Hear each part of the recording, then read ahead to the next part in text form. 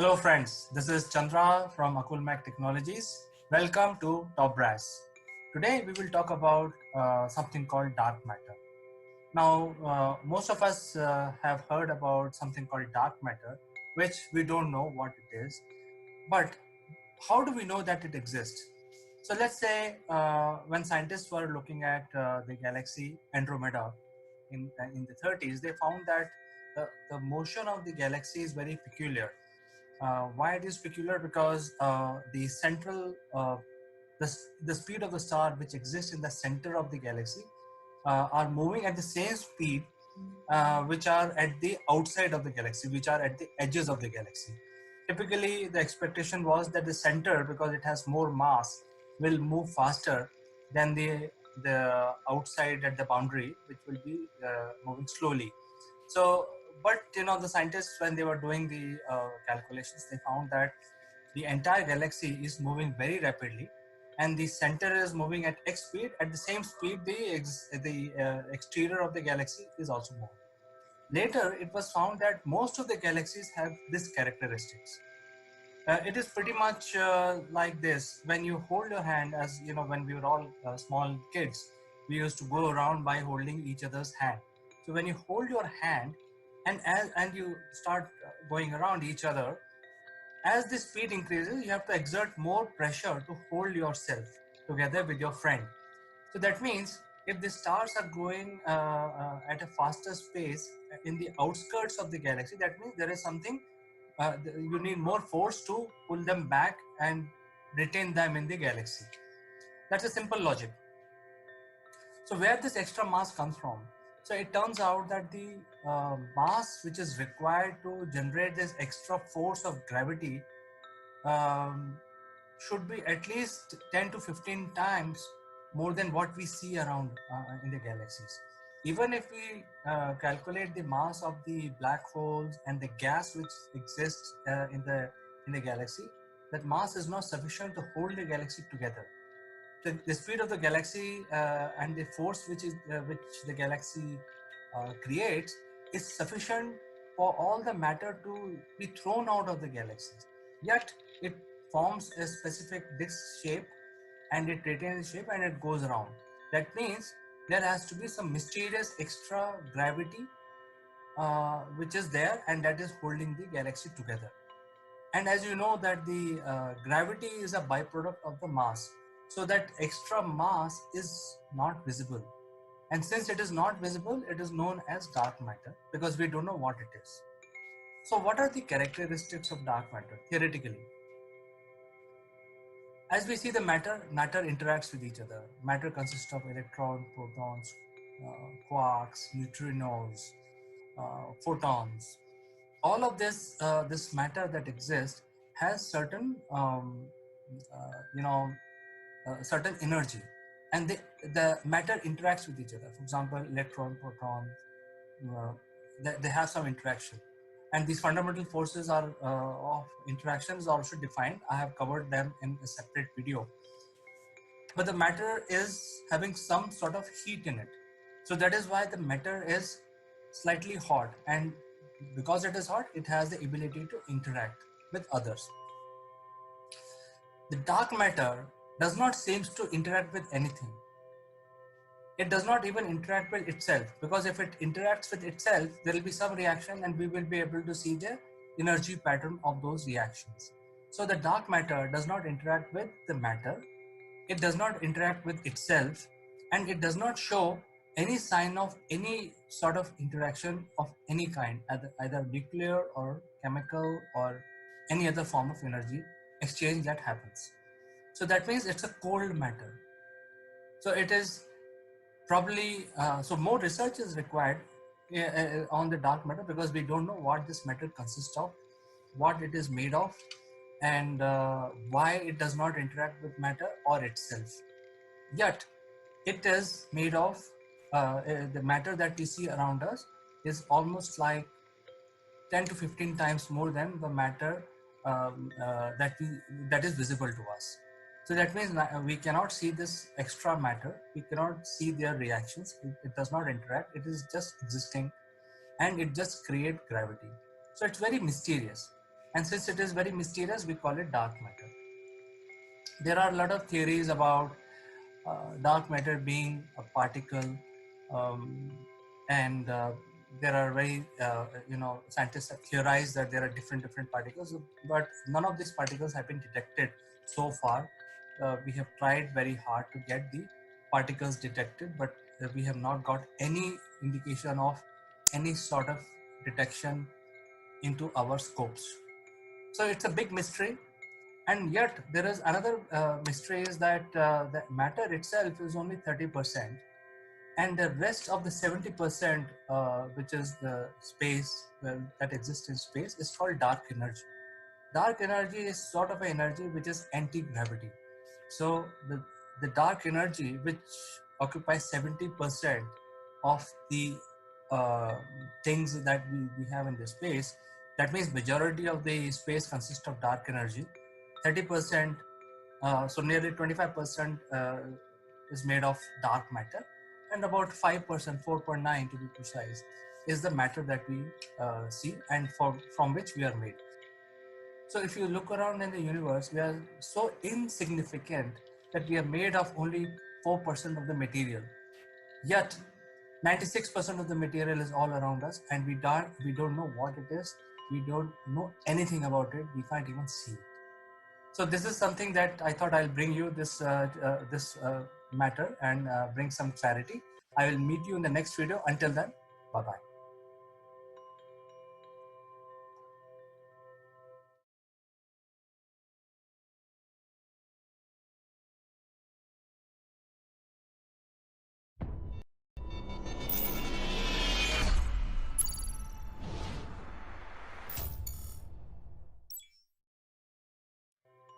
Hello friends, this is Chandrakant from Akulmac Technologies. Welcome to Tobras Multiverse. And what we are doing about colonizing the space. And as a species, as a species which is intelligent, we can make different gadgets, we can make spaceships, we can solve puzzles of the space and universe. Uh, I think it is but natural for us to go out of Earth and colonize other planets. And I think there is always first time for everything. The mankind, primarily one of the countries on Earth which has taken lead, which is America. And about 50 years back, they sent their people on the moon. And after that, after the first Apollo mission, nobody has gone to moon. But there has been a lot of research. And if we need to be successful in understanding how humans can survive in outer space on other celestial bodies, I think it is but natural to start with our journey into colonization, starting with moon. So we need to get to the moon, learn how to survive on the moon, how to build structure, etc. And when I say that we have to colonize the moon, and that will propel the next wave of advancement and next wave of exploring the universe, exploring the space, starting with our neighborhood. And why I'm saying this, if you go back in history, the need for resources really started the colonization about 500 years back. So countries which were having lack of resources, they started discovering new sea routes, discovering new methods. They came to east by discovering, charting new sea routes, etc. And then the byproduct of that was a colonization. Same thing happened in United States, where the European went explored into the US of today, and they colonized. However, the people who colonized then started an uprising against the colonization, and hence they became the first democratic country in the world as we know it today.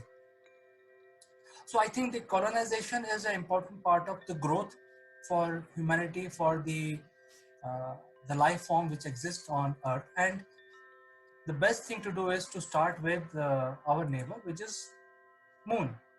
And if you look at the moon, it is a very strange satellite. It is almost like 25% of the Earth's mass, and it is in fact so large that the the moon is not rotating around Earth. In fact, Earth and moon are rotating around a center of central gravitation axis which passes through Earth eventually, but then it affects the motion of Earth as well. So it makes the Earth wobble little bit. So I think that is a discussion for a different video, but I think let's concentrate on the moon. So when we look at the moon, it is a large object. It has substantial amount of gravity. It is stable. It is tidally locked. That means when it is tidally locked with Earth, it means that only one face of the moon is visible from the Earth. So if we start our colonization efforts on moon on the surface which is visible on Earth, we can then monitor what is the activity going on right from Earth. So in case there is some activity, we have the very powerful telescopes and different kind of instruments which we can focus on the surface of moon and then also monitor what is going on there. But after reaching on the moon, what drives the uh, the next wave of scientific exploration? Because scientific exploration is only a cost center. It will not generate any new revenue. Hence, the motivation to start moon mission is very, very little, and it is not going to last for very long. So I think we have to bring some rule of economy to the colonization. So I think in last 50 years, even though we have not stepped on the moon, a lot of samples were brought back to Earth by the astronauts and also the cosmonauts of the USSR, and all this data is now available. And subsequently, a lot of research was done. There was a lot of mapping was done. There were a lot of radio analysis has been done using the ground penetrating radar. So scientists know quite a bit about moon, about the surface. And now if you see this particular image is about the image of this face which is always facing the Earth. And if I take you back a little bit on the previous image, there's the dark patch on the moon. uh, is really a matter of speculation. And for eons, humans were thinking they were the ocean basin and the water evaporated, but that's not the case at all. For some few million years back, or maybe billion years back, there was geological activity on the moon, and there were volcanoes, and these volcanoes were oozing out the lava. That means at that point in time, the moon core was hot and it was erupting. So this black portion is basically the lava, which is a new surface, and it has come out from the inside of the moon. And the lighter surface is the lighter places on the moon are the older surfaces. So the dark one is new and the light one is old. So we have all sorts of material available in these dark and light surfaces. And at this point in time, moon is not showing any geological activity. There are no tectonic plates, there is no lava, there is no earthquake. And so when we say that there is nothing happening on the moon, actually that is wrong to say, because the surface of the moon is being shaped by the shower from the space, which is meteoroids, and they create the always, when they fall on the surface of the moon, they create craters.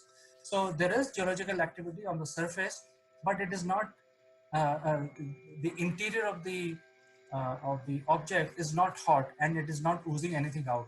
So we have a lot of stuff available on the surface which are required by the mankind for the development of our own species.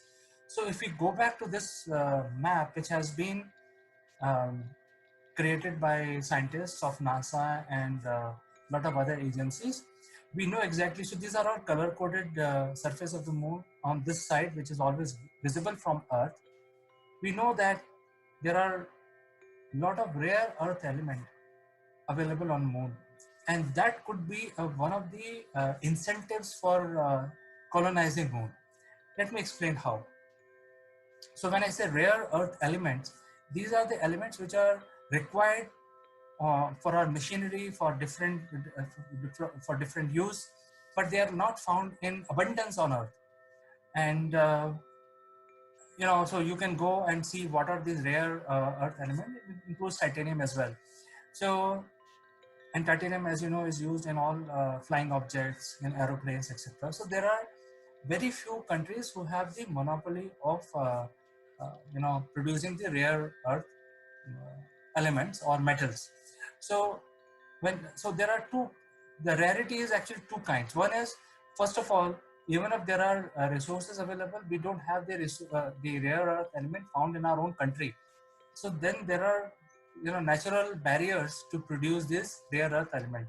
Right now, the rare earth elements are found uh, in primarily 3 to 4 major areas in the world, and China being the largest. China as a country has the largest deposit of the rare earth element.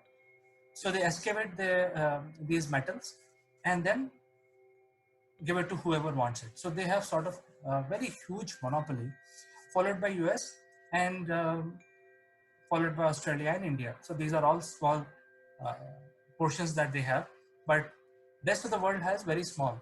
So rest of the world depends on primarily these 4 countries because they have the natural resources in their own country. And if I give you a little bit data points about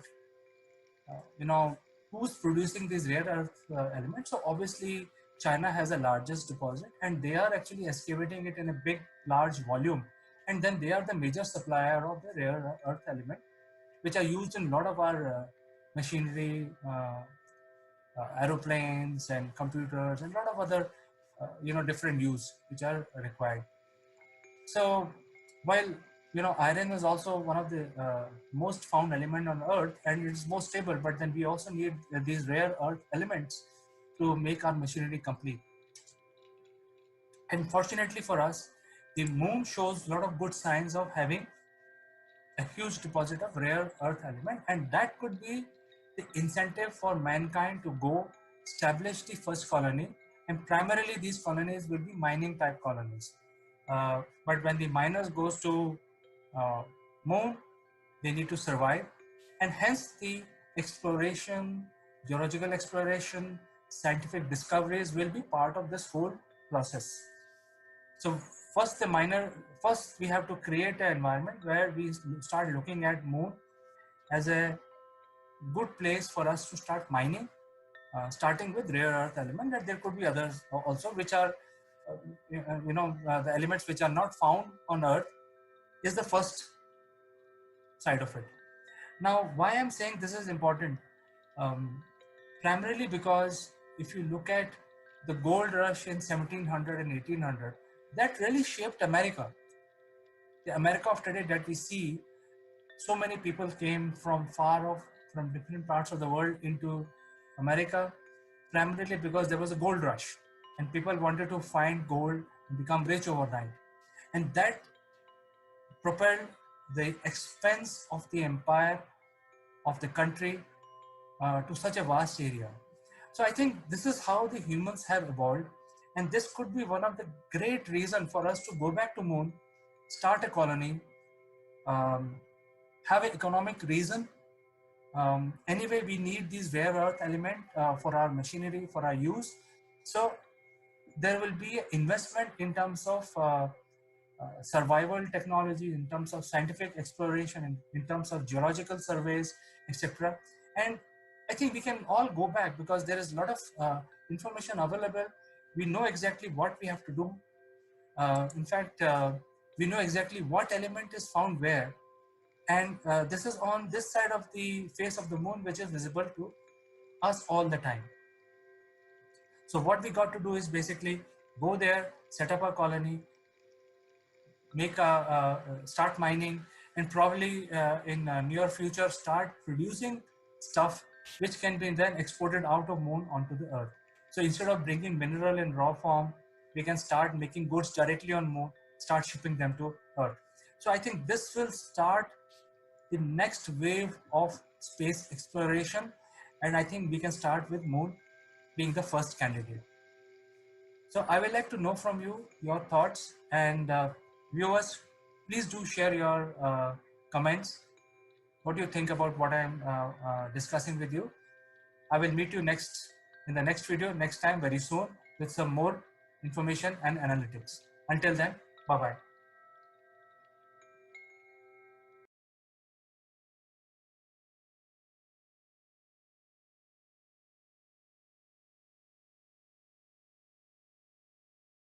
Who let the dogs out? Who let the dogs out? Who let the dogs out? Good morning, Neville. Welcome to Top Brass. Good morning, CK. Hope you're well. Yes, very good today. And I just want to inform you that 2 days back we had the New Year celebrations in India, although we were under lockdown. Great. But as you know, India has many cultures, many religion, and many dialects, and hence New Year falls for everyone, but they celebrate in a different way. But I think one thing in common across all rituals in India, that is there is an annual cleaning that we do because we have to celebrate New Year. So we just call it spring cleaning, and we have just all of us north, south, east, west, all people have celebrated the New Year. They call it different names. Some call it Baisakhi, some call it Vishu, some call it something else. There are some 10 to 12 different names for this event. But before that, we actually prepare gods to come to our home, and hence we welcome them and we clean our surroundings. We clean, our houses. We decorate them, and we welcome the gods. So this is something that we just finished 2 days back. Brilliant. So this is an annual practiced event then. Every year you do the same thing, and I bet each year you improve on the last year and you say, what did we do last year? Can we improve on it this year? Can we make a bit more noise? So it conjures up that great phrase that I use is practice makes permanent, but it's the right practice that makes perfect. And so we've been practicing, as you said, every new year. So in the last 2 or 3 days, you've been spring cleaning. Well, now, actually, how about spring cleaning your business? How about decluttering what's going on between these things here? I'll have to pull them out these days because they're getting a bit, stuck behind. But decluttering what's going on here, getting rid of the old practices that you've done that have not been that good, and putting in some new practices that are a little bit better.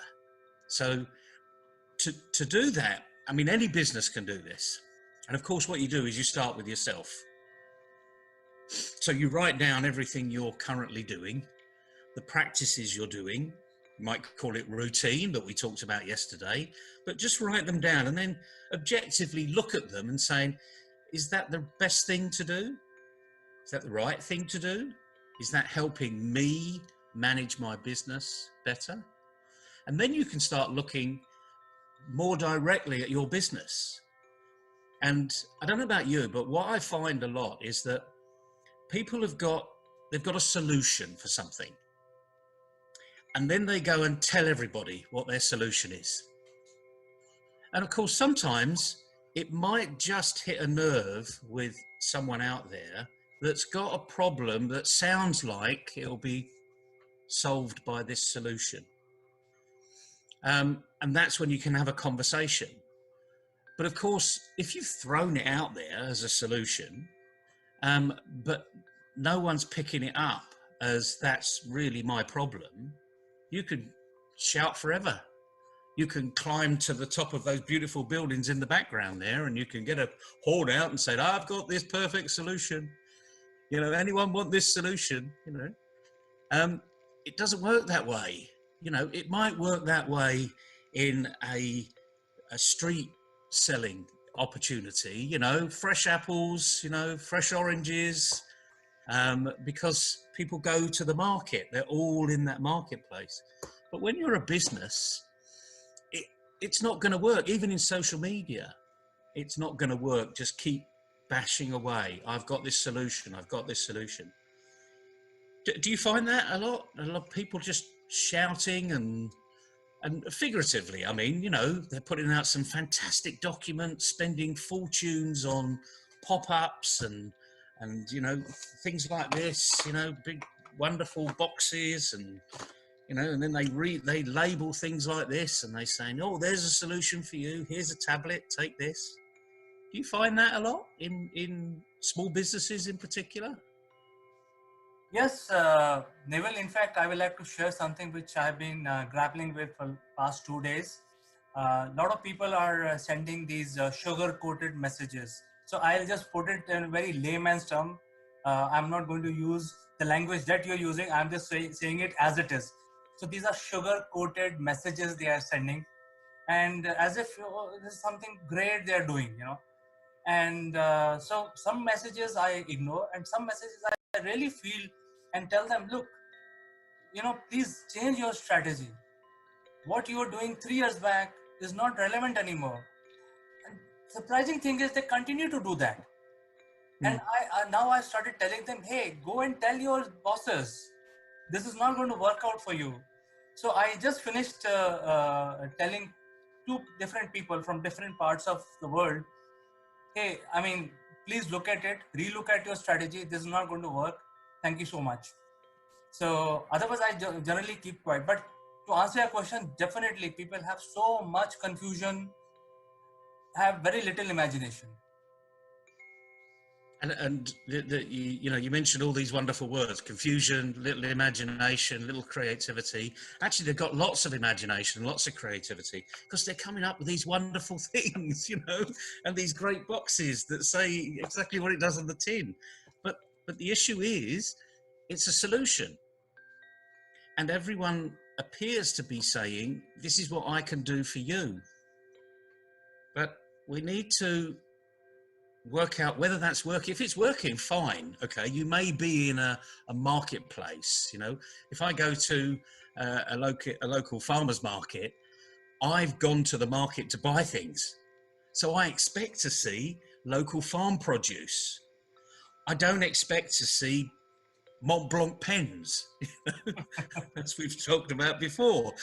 I'm going to buy fruit and vegetables, and I expect them to be fresh. I expect them to look good. So I'm a buyer. I've gone to the marketplace.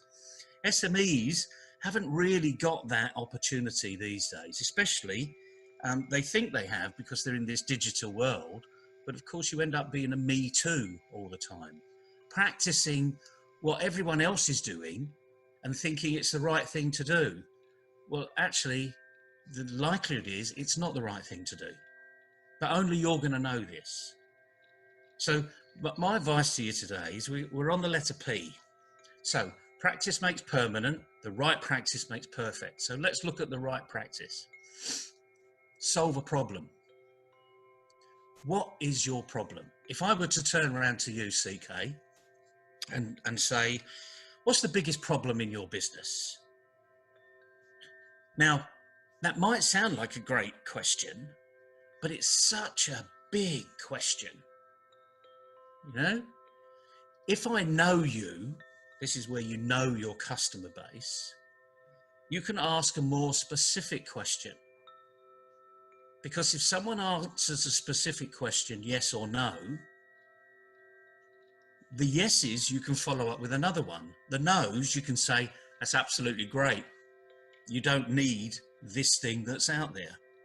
So you get a second opportunity to go back and say, you don't need this. And then someone might say, well, what do you mean I don't need this? Well, you've just said, I don't have this problem. So if you're very specific with the problem, then you can get some really good quality answers.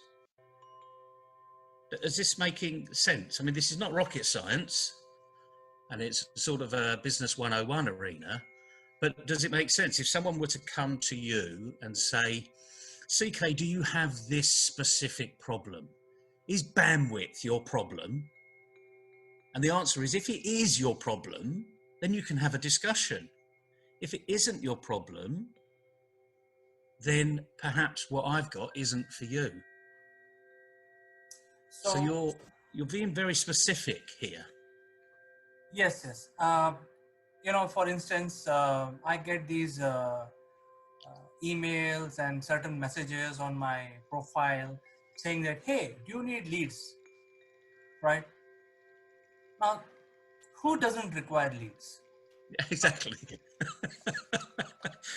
But Yes, of course I need leads. You know, give me more leads. You know, I can handle more leads, not a problem.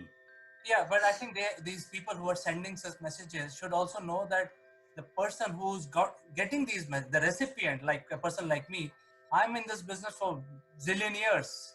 I know how leads are generated, what effort goes into it, and then in the end, what is the result we get? So if you put in XYZ efforts, you get ABC results. So it's a very mathematical situation. So when you say, hey, do you need leads? So my next question, definitely it's opening up a question and answer session, and you Yeah. say, what kind of leads, right? Instead of saying, hey, do you need leads? They can be more specific to basically engage with me. They can say, hey, do you need leads from banks for banking solution? So it's very specific. Then I know exactly I can engage with this person. Maybe I don't have that requirement, but I can ask him, hey, do you have leads in ERP as well? You know, so that is a leading question, which people don't do. They're still seeing, you know, I'm very surprised with the professionals of today. I'm getting those messages which people were sending 10 years back. And I am thinking, what kind of professional these are? They are not learning at all. They're just blindly, hey, this guy so and so, send him this fabricated message. Hey, do you need leads? Hey, do you need that? I don't think that is going to work anymore. Well, the interesting thing is, it probably does work with because the market is growing all the time. You know, we're in the corona arena. People are dying. People are being born. More people are dying, sadly, because of corona. So we've been very focused on this corona issue. So that's the problem. But like anything else, if you focus on that particular problem, at least you get an opportunity to have a good discussion and a good answer. So as new businesses come in all the time, that person, you know, because I get this all the time on LinkedIn, you know, do you want LinkedIn to work for you? Well, yes, I'm on LinkedIn. In some respects, for an established professional, it gets annoying. All of this continual noise, really, it starts to get annoying. So you're immediately ruling out an established professional. Someone new on there, they're going to say, oh yeah, please, you know, you can help me. And then you find out you've got to pay $397 just to say, you know, yes. And it happens all the time. But if you can, this is where the practice makes permanent. That practice can just continue. And it will work for some people because new businesses are coming in all the time. But in this arena, do you want to be seen as someone who knows what they're really doing and generating, you know, 80% of the business from a good client base? Or do you want to be increasing the client base, but nothing specific over time and just getting new clients and losing them as fast as you've gained them? So this is a question of longevity too. What type of business are you in? And I say we're in spring cleaning time. This is about looking at what your business does, why you do it, where you do it, who you do it with. But if you focus on the problem, what problem do people have out there that I can be very specific at solving? And once you do that, you actually start to get a name in a particular arena. So you stop being a me too. You actually start getting a note. Someone says, oh, you've got this problem. Well, I've just solved this problem. Let me introduce you. And all of a sudden, your clients are introducing clients to you because they're their friends. So this getting out of the Me Too era and arena is really important, especially for small businesses, because you need to identify exactly what you do, where you do it. And then all of your marketing can be very, very focused. So if you're a banking specialist, Don't think, well, I can get a market in this other arena or chemicals, or yes, of course you can. But if you're a banking specialist, be a banking specialist and focus on the problems that you know are there. And then it makes life a lot easier for you because you've done that spring cleaning. You've decluttered. You're not thinking about new markets because those new markets might be difficult to enter into because you've not got that experience. And yes, you may well have the solution, but move into that market at the right time. Get a name for yourself out there, brand yourself in the right arena. And if you're constantly fixing a problem for somebody, they will tell you how good you are. And that's when you get some really good feedback. Does this make a bit of sense? Hopefully. Oh yeah, it makes a lot of sense, and I think I expect my audience and my viewers who are watching this to really engage with us to learn more, because I don't think this is a subject. No, this subject is nobody's teaching, not even in the classroom, and uh, you people who are young professionals will learn under mentorship. So the mentors are doing wrong things, not all of them, but some of them are doing wrong things, so your learning itself will get affected. So I think to engage with Neville, I think please do send in your messages. We will help you how to realign, how to re-strategize your efforts, because I think Neville has used very good word called P2. I would use a more cliche kind of a language and say that you don't want to be jack of all trade, but you can be master of few, not one or two, but at least one or few. So I think that is more important. You have to get aligned with the strategy, what is happening. You can't be throwing yourself open for everybody hitting on you. So I think that is what very important. And this is the real opportunity, because you've gone through that spring clean at home. So don't be concerned about, oh, I got it wrong last time, oh, this and because that's self-interest. You're being introspective too much. Be very objective. Take a step back from the table and look at it from a distance, and it looks, actually, you can see the full extent of the table. Then you can actually work out exactly where you want to be, what you want your business to do. It may not be something you can do overnight either. Remember your spring cleaning, it takes a year to do the next one. So this could take a little bit of time, but going back to the phrase of the day, any practice makes permanent, but the right practice makes perfect. And we all want to. Perfection is a very difficult thing to even explain, but we're all striving to be better. And if we just take out some of the bad practices we do and put in one good practice, perhaps be a little bit more focused. In other words, focus on the problem, not continually telling people how good you are, then that might be the little ripple that makes a big difference to your business. And it's small things that are gonna work well, because the small things make up to much bigger things. As I say, this is not rocket science.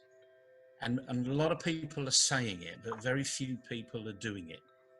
Right. And the other thing is, get hold of a mentor. There are thousands of them out there. You don't even have to know them. Just follow them. Go onto LinkedIn, find out the big names out there. Look at what they're saying. Look at how they're doing things. You don't have to have a personal relationship with a mentor to do what the mentor's doing. You can copy them, in your particular arena. But remember, it's your action that's going to do it. It may not work for you. So what you've got to be doing is practicing, see what happens. If that doesn't work, okay, well, ditch it. Do something else. Do something else. Then all of a sudden, something will work better.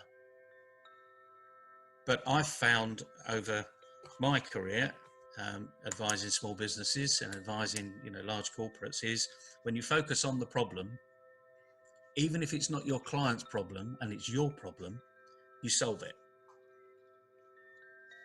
And it's as simple as that. But you do need that, as I've got in the background here all the time, you do need that can-do attitude all the time. Don't beat yourself up, because what you did yesterday can always be improved upon. And if it can't, great. At least you've got a really good benchmark to go and do something else to add, so you do improve upon in a slightly different direction. Nivel, what you mentioned today is very, very, very, very critical, and I cannot emphasize more on this for everyone, whether you're a young professional or seasoned professional. I think you have to do your strength and weaknesses analysis and come out with what you want to do for short term, long term, 3 years, 4 years. I think that plan has to be there for any entrepreneur.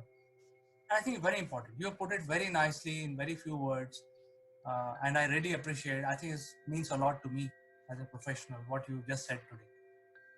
Oh, thank you. Well, hopefully, the message is getting out there. And the other thing is, give us some feedback. Let's deal with your problems, because they may be big in your mind, but they're only big because you've never actually solved them. But once you do solve them, once we unlock that problem, actually, it may be all of a sudden that you've taken off one pair of glasses and you put another pair of glasses on, and suddenly you're hugely aware of what's going on out there. And then that gives you the laser focus. I mean, I know that sounds a little bit paradoxical, but the more aware you become, the more focused you can become on improving your business and improving yourself. And now's the time to do it. Still under lockdown, day 22 now. Is that right? 22, yeah. And the rest of the world is under some form of lockdown as well. So take the advantage now, do the right things today, and tomorrow's going to be much better. Always a pleasure speaking with you, CK. Tomorrow's day 23. And the letter Q. That's going to be an interesting one. That's going to be difficult. It looks like Q is difficult. Not too many things exist which starts with Q. We'll see tomorrow. Who knows? We'll see you tomorrow. Take care. High five. Hi.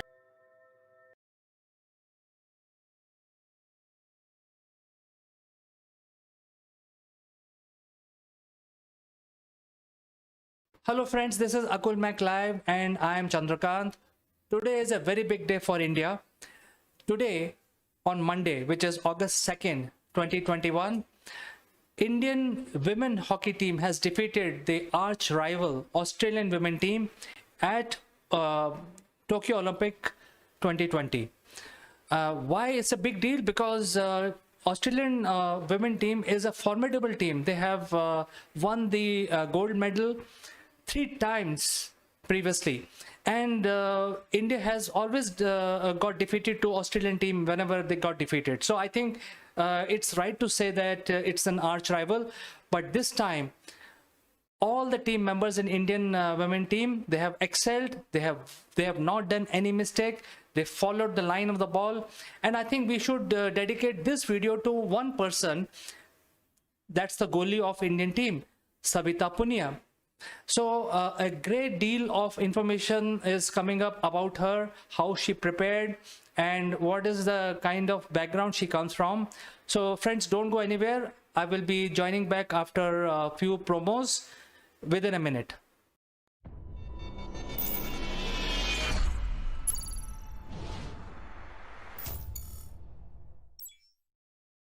Friends, have you ever wondered that making a lasting impression online is similar to landing on the moon? If yes, we have a solution for you. Akul Mac Genius program will help you prepare for your upwards trajectory towards success in the digital world. Our program consists of 12 unique tailor-made sessions of 1 hour each, spread over 6 weeks. Akulmek Genius program provide you practical knowledge about how to optimally use online video platform with lights, action, camera, as well as crash course in using virtual screens.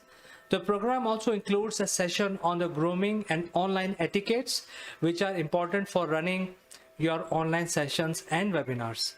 At the end of the program, our participants would be allowed to make their own videos, which will be published on a very popular business channel called Akulmek Live. This will provide global recognition to all our participants. If you like what you hear, then using the link in the description below, join the program straight away or visit www.akulmek.com and click on Genius program to know more.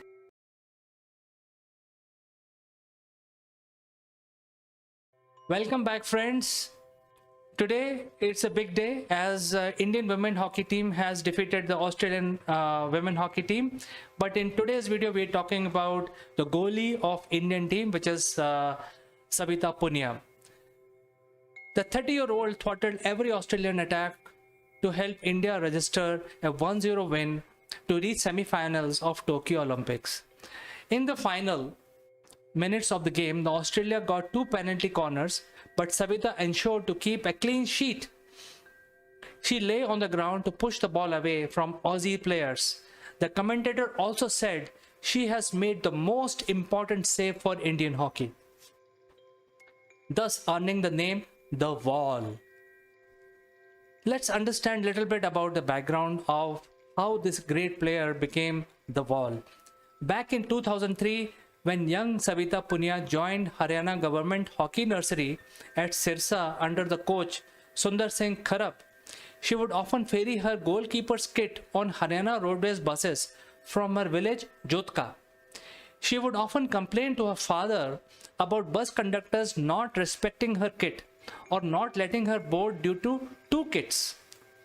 Her father used to work as a pharmacist, and young Savita's interest in hockey would grow as her grandfather, Ranjit Singh Punia, a farmer by profession, would listen to the radio commentary of hockey matches and take her along to the local games.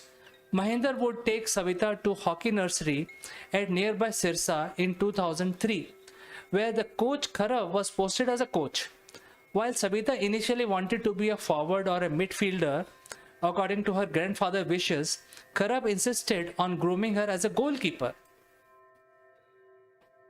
Kharab trained Savita from 2003 to 2007, but then his transfer order came and she was shifted to Hisar, where he took Savita along to get her trained before she was selected for by the Sports Authority of India Center and to play there.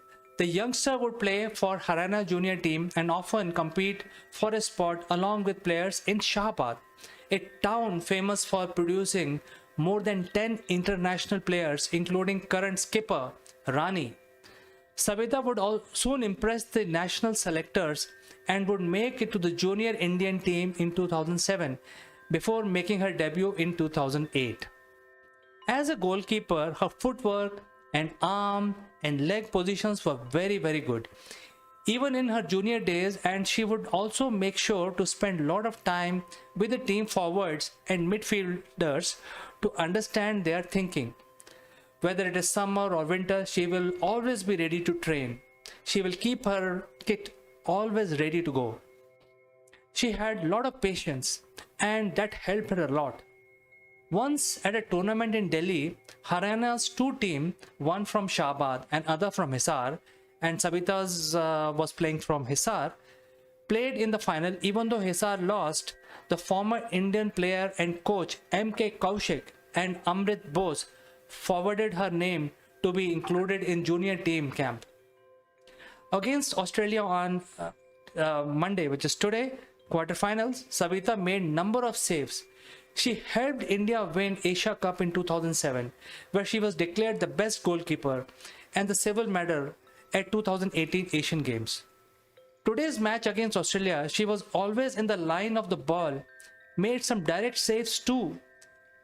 Even though Australia did not have their experienced penalty corner specialist, she made sure that India survived the last quarter And earlier in the tournament, she did not follow the line of the ball and let a goal in. She learned from such mistake, and hopefully in the semis too, she will be like a wall. So, friends, we look forward to the semi-finals, and we expect Indian women hockey team to score gold for India. So we will keep following this, and kudos to everyone in Indian women hockey team, and especially to the wall, our hero, Savita Punia.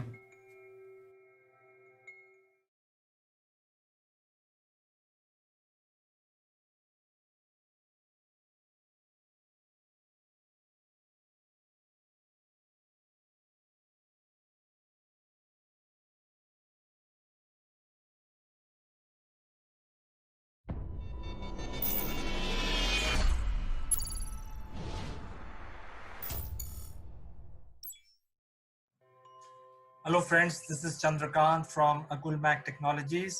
Welcome to Top Brass. So I would like to run a scene, a typical scene in the office.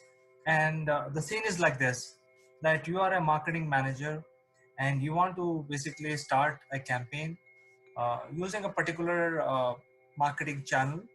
And then you basically make a big report about that channel and effectiveness, etc. You send it to your boss for approval.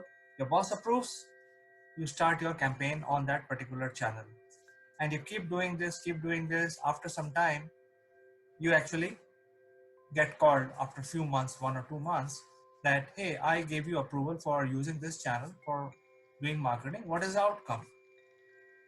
So this is where this is a very typical situation, and if you're very smart, you are able to give an answer, a convincing answer to your boss. But I think you and I will all know that when we have multiple marketing channels available today, and especially we are under lockdown because of COVID-19, this the things are changing very rapidly.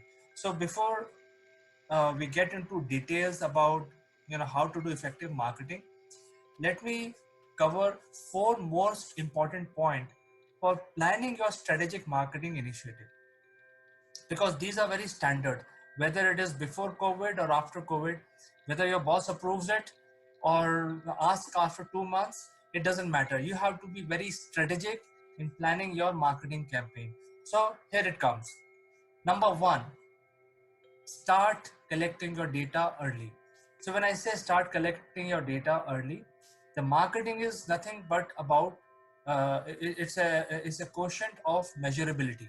So if some person asks you, hey, you carried out this particular initiative, and then you have to give respond in a very quantitative manner, saying that how many people watched your advertisement, how many people reached out, what are the touch points. So you have to give a lot of holistic picture about your marketing campaign, and you also have to collect data with regard to how many tangible benefits the campaign generated for the company. The tangible benefits are in the form of number of leads, number of um, proposals sent by the sales team, and number of conversions, what is the revenue, etc. Now, as we all know, being a marketing and sales guys, that it is not a one day's job. Getting the right statistics out, start making the right understanding, measurement, and also market intelligence cannot be done in one day. Typically, any marketing campaign will take about 6 to 1 year to give you a desired result of predictability. So that is why it is very important to collect the data right from the beginning. And when you collect data, you have to strategize what data to collect. So that is why this is important. And then if you do this, even after 2 months, if your boss asks you, hey, what happened to that campaign that I approved 2 months back, you are ready with your data points. So that is tip number one. Tip number two is always think ahead. So when I say think ahead, it's basically marrying the product, services, whatever you're selling to the audience. Plan the whole campaign out in your mind first, and also plan your campaign in such a way that you decide what are the different initiatives will reach out to the intended client categories. So it is not sufficient that you have a paper print media and you reach out to client. It could be various touch points and the timings of addressing those touch points. So you need to plan the whole campaign out first in your mind so that you have all the steps laid down and you follow all these steps one by one, making sure that you use one channel for say 10 days, then use the other channel for another 10 days, then you come back to channel 1 for 10 days and so on. So the entire spacing of various channels so that you have multiple touch points to reach your target audience is very. If you touch points reaching out to audience, the tangible benefit coming out of that campaign is very, very hard. So I think as a marketing custodian running the marketing team, you need to think ahead and plan your campaigns in such a way that there is a proper calendar. So if you do that, you know, information is always at your fingertips. You're always catching up with the data that you're collecting. And then somebody asks you the question, hey, what happened? You're always ready with your answer because it's already there in your mind. Number 3, focus on effectiveness, not efficiency. So you have to think as a marketer that what kind of message is more effective to a target segment. So different products and different services have a different customer segments, and there are the different method of effective messaging to those segments. So you need to have very good clarity of how to reach out effectively so that it appeals to the target audience. So you need to plan all this effective campaign, which is effective, conveying the right message, making sure that your message has at least 20 second of elevator, which is happening in the mind of the audience, and not efficiency. So when I say not efficiency, it basically means that the efficiency of reaching out to the client is not so important because there are various channels that you're using as per my previous discussion. But effectiveness, how your messaging is more attractive, more appealing to the target audience. And last but not the least, use the right model. So your marketing model of measuring the whole success of the campaign should be right. So let me go back to point number 1, which is beginning of your data collection exercise. Many companies don't believe in collecting data in a very holistic manner. They start collecting data after some time. So by the time the whole graph of their success changes. So this is why it is important to collect data about your product from the beginning. And now I'm coming back to point number 4, which is use the right model. So when you decide what data to collect in the beginning, you also decide what model to select, because there are so many different models. And if you change the model, the effect and outcome of that particular data that you collected is totally different. So you have to use a right model which works for your company, for your line of service, for your product, and for your target audience. So these are few tips for today, my friends. Reach out to me, give your comments. I'll be more than eager to hear from my industry colleagues and discuss this out. I'll see you next time with more tips. Until then,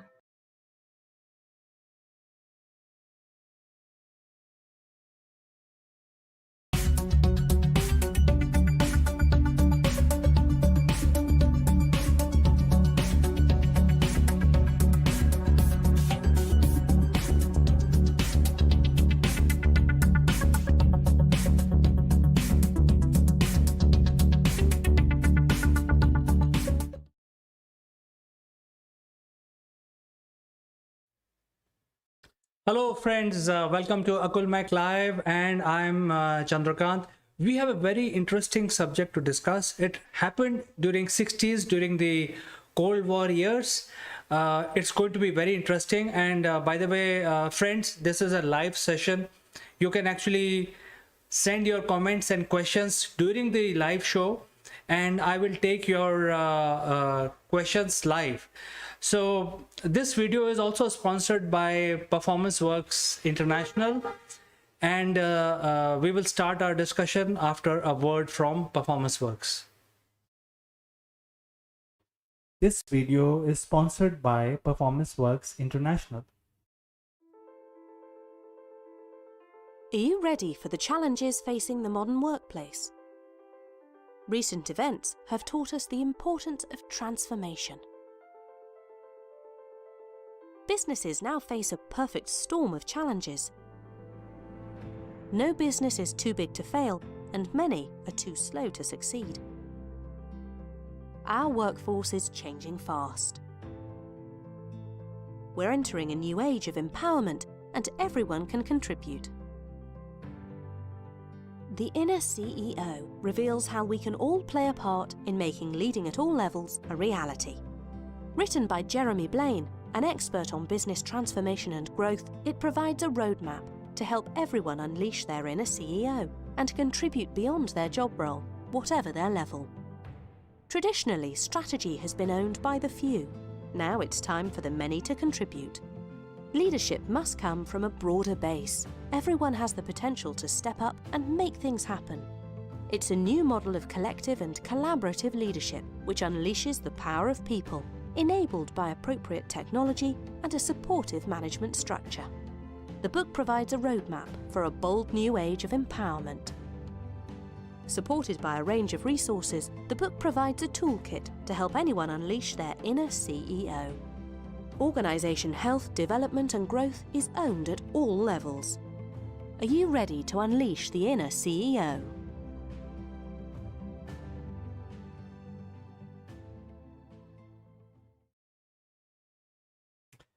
Well, inner CEO, what an interesting subject.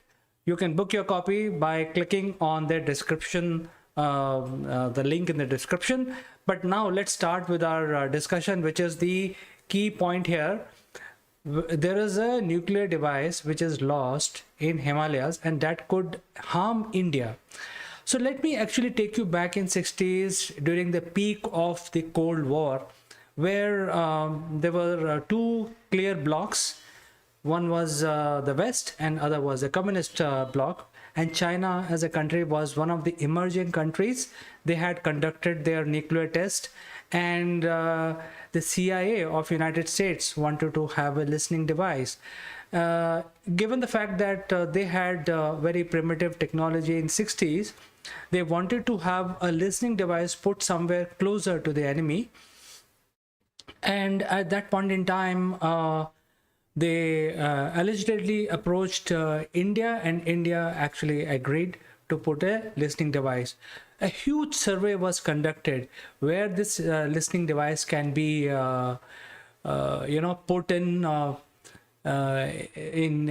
India. And fortunately, India was also having a huge mountain range called Himalayas, and as we know that Himalayas are also known as roof of the world.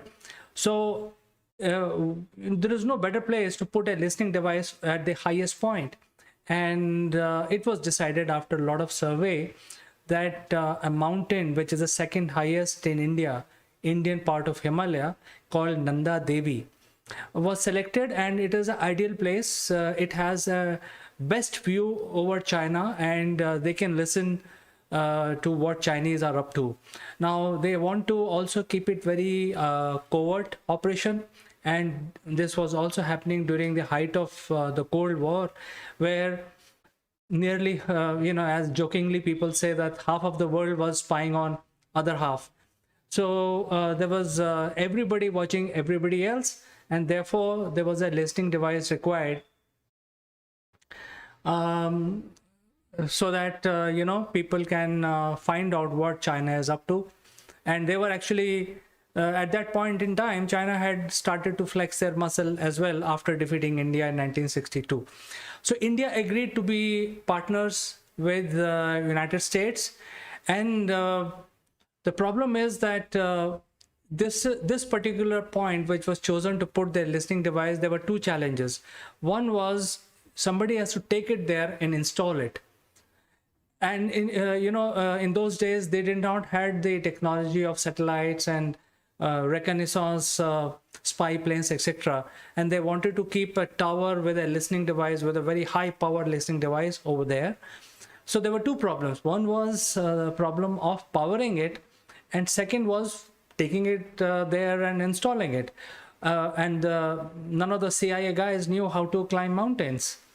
And that was a problem. And that is when the CIA went ahead on a almost like a Hollywood style recruitment program, where they recruited world best mountaineers.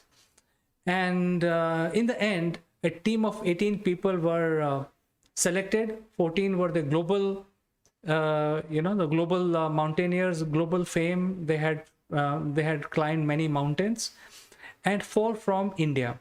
And that became our core team of taking this device up there on Nanda Devi mountain and put it there. Well, Nanda Devi is not a small mountain.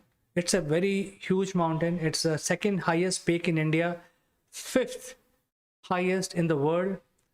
And nobody has been able to climb this mountain. So it is not easy to go there and just put your tower and come back. A whole lot of planning was required. During the British Raj, Britishers tried to find a way to climb the Nanda Devi, and they were astonished and surprised that Nanda Devi as a mountain, which itself is a very huge mountain, is surrounded by 12 other peaks, as if it is actually creating a perimeter of safety around Nanda Devi.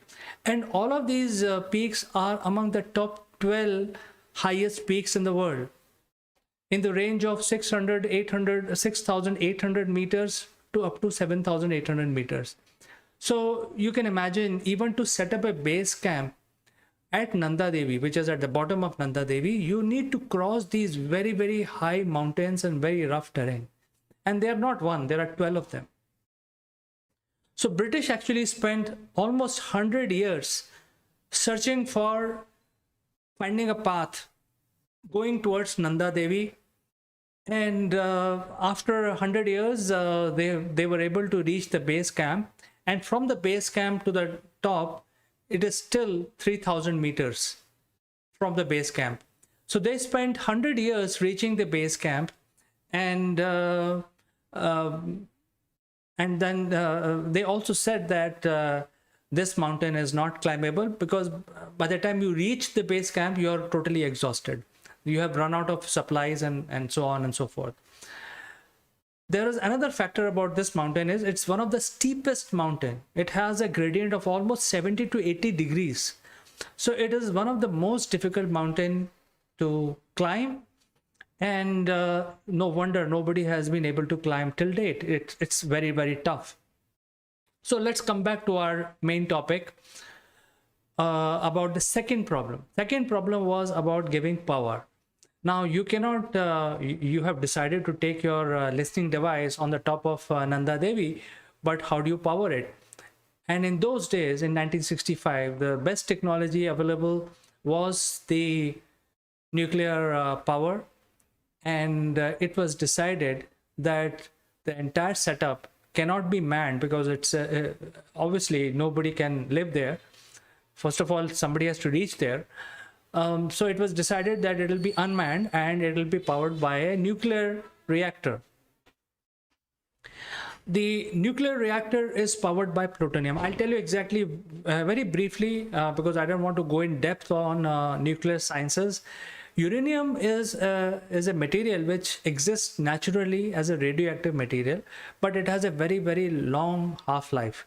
It is radioactive, but it is a very slow process. And that is why uranium, as it is, cannot function in a nuclear reactor or in a nuclear weapon. So therefore, plutonium is an artificially created material, but it is unstable. Unlike uranium, which is stable in nature, plutonium is created inside the nuclear reactor and it is unstable. And therefore, since it is unstable, it's very, very highly radioactive. That means it decays very quickly. And that is why plutonium is used for creating fission reactors and also in nuclear weapons. So before I start on this, there is the few chat messages. I want to show the chat. It's from Mr. Syed Hussein, and he's liking what I'm telling. So thank you so much. You say that it's interesting fact. So thank you so much. If you have a question, Syed, please do not hesitate to ask also. So moving on, plutonium is generated inside the nuclear reactor, and this is the material which is very highly radioactive and is used for generating power. So in those days, a small nuclear reactor was created using plutonium, and 5 kgs of plutonium was put in that. The entire apparatus, which had to be carried through India, first bringing the entire apparatus to India was not a problem. You can bring it, and from India it has to be carried manually to Nanda Devi base camp, and from there it has to be carried and installed at the top, at the peak of Nanda Devi. That was the plan. The whole apparatus weighed about 60 kgs. So, and a covert, because it was a spy mission, a covert, a climate was also created. Some fake stories were planted so that the Sherpas who were involved in this project do not get to know what is going on, and the mountaineering team did not had any experience or exposure of handling the nuclear reactor or even plutonium. So what the CIA did, they did actually a crash course of some of these mountaineering people who they felt are trustworthy. They were immediately given a crash course, what they're supposed to do, and 18-member team decided to go on top of Nanda Devi and put it there.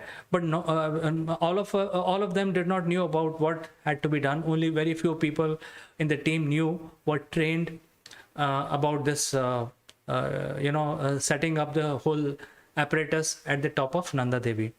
So Sherpas were used to carry this very heavy equipment, 60 kgs of it. And as I told you earlier, it's a very steep climb.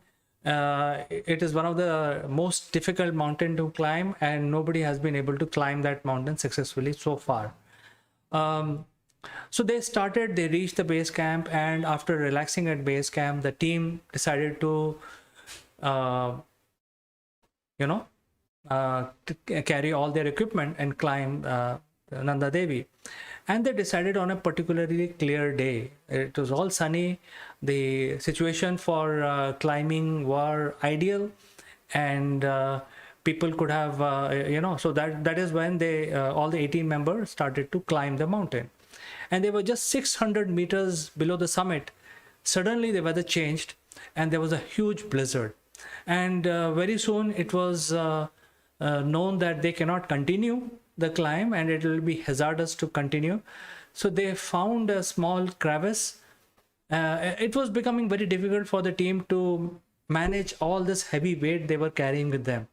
So they found a small cave in a crevice, and they said that, okay, fine, we will hide this all equipment, because taking it back again is going to be creating some urban legend. It was risky, and since the nature of the operation was a covert in nature, so they didn't want to carry this whole apparatus back to base camp.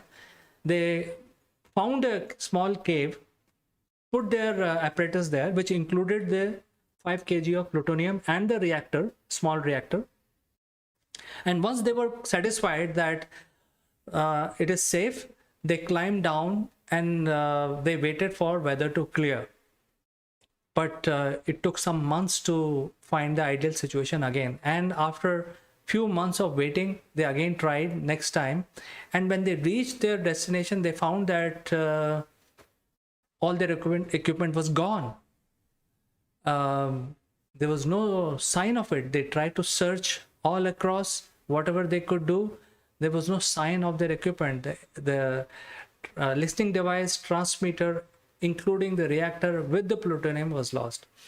And a lot of study was done on that, and it was found that during the blizzards and multiple earthquakes and avalanches and things like that, the reactor was actually lost in that area. And as you can imagine, as I told you in the beginning of my narration, this whole area of the mountain Nanda Devi is surrounded by 12 highest peaks of Himalayas. So this whole area is very, very difficult terrain to even monitor. And this reactor is lost somewhere in this area. And a lot of people know about it. In fact, the locals in that area in the north part of India, where the mountains, and we have been seeing a lot of landslides lately, a lot of fatalities. We have coined a word called Himalayan tsunamis. Whenever there is a flood in this part of the world, we call it Himalayan tsunami because there is so much of water crashing down and creates a flood. So the local people who are living in this area, they started making a sort of a legend, saying that all these things are happening because this reactor is still active and it is heating up the ice, and because of that the all these catastrophes are happening. Well, this is just urban legend.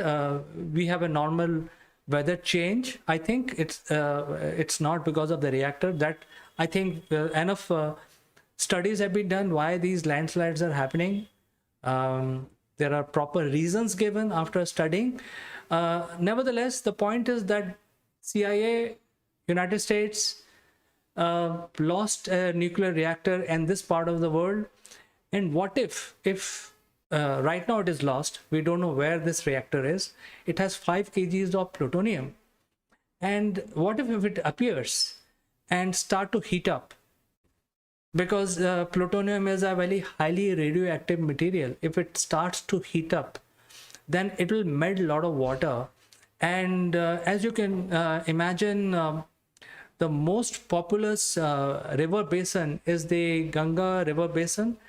Nearly 600 million people resides in this basin with numerous rivers. And even a couple of rivers increase their flow by a certain percentage.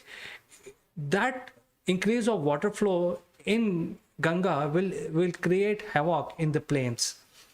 And that will create such a big tsunami in the plains this time.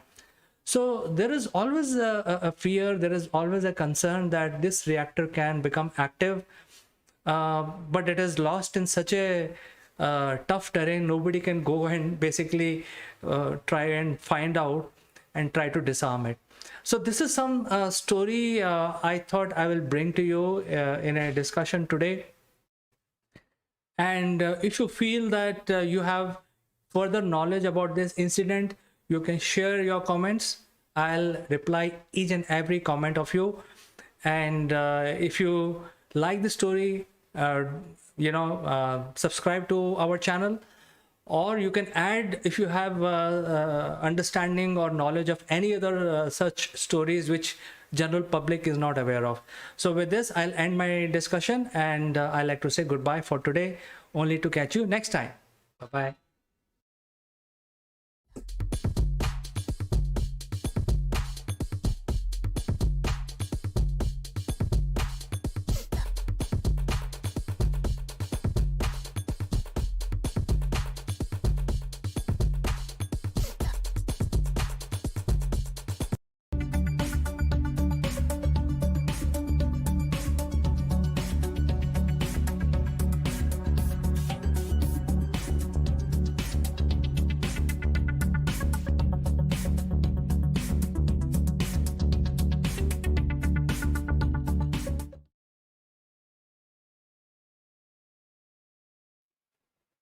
Hello, welcome to Make Live. I am Kanchan Verma, and today in this episode, we will be talking about yet another subject of public relations. Now, today we'll be talking about very interesting topic, which is a political PR, and we have an expert, Ritu Gupta. So I would like to welcome her.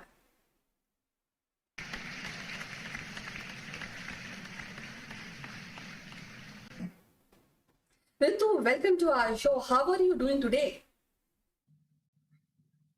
Thank you, Kanchan. I'm absolutely fine, and it feels so wonderful to be back on your show again. Thank you so much. Well, for past many weeks, we are discussing few crucial aspect of public relation, and today we will be discussing about political public relation, which is a very hot cake. So, before we start, I would like to understand for our viewers what you really mean when we talk about political public relation. Do politicians and political party require a public relations? Yes, Kanchan, the politicians, the political parties, they require public relations, and political public relation is very much popular in India. Let's say from the mid of the 90s till the present time, the two biggest party of this country, they have two different big agencies, and political PR is very much required if you really want to sell off your manifesto to the people, if you really want to gather the public goodness, goodwill for your politicians, for your political party, you have to do public relations. Well, I have seen many times on television that all political spokesmen and say, no, we are not into public relation activity. We don't advertise because for us, people's goodwill is more than enough. And on the basis of the goodwill and the mind share of the people, we get the votes. So how correct they are? They're very much being present on various political discussions on different channels. They giving interviews on TV is a very much part of public relations. It's a very much part. And when we do PR, the two big political parties of this country, let's say BJP and the Congress, they have two big PR agencies. I will not name them, but everyone knows about those two big PR agencies. When these PR agencies, they draft plans for them. They draft for 12 months. Every time, after every 12 months, their strategy changes, and then keeping in the mind whether some elections are coming in some state, or whether they are going to take up some new thought, new process, or they are going to take up some new idea to spread among the people. For example, the polio drops. If any political party is supporting any kind of polio drop campaign, if they are supporting Corona, COVID, they are doing something for COVID, they will speak about it, and the public relations, they decide what to speak, where to speak, who all are the good speakers. And when the good speakers, they come on any kind of debate, they are being prepared. They are being told what to speak, how much to speak, and what are the issues they have to stress upon. For example, in 2010, the country was getting prepared. The country was being introduced to Shri Narendra Modi as the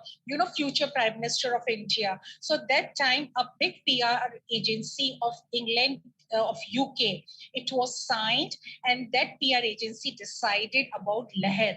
Achhe Din. So the Leher, Modi Leher and the Achhe Din, they were the terms which are being used to promote Shri Narendra Modi. And these 2 points, the 2 issues, these 2 important aspects were very helpful in generating goodwill of the public for Shri Narendra Modi. So the political parties are all doing PR. And this is the need of the hour. Why not? You should do PR. If you want to be popular among the people, how would you make yourself popular? So you have to do PR. And it's a very good thing. Well, what happens for a layman, a person will think, because all politicians, they have a direct contact to the people. They go in their constituencies and they address, and they have been doing for so long. So in a way, it is a direct contact with the people on a daily basis sometimes. Now, with the television and radio and social media, again, they are interacting on daily basis. Now, you said that we started public relations relation in mid 90s or somewhere.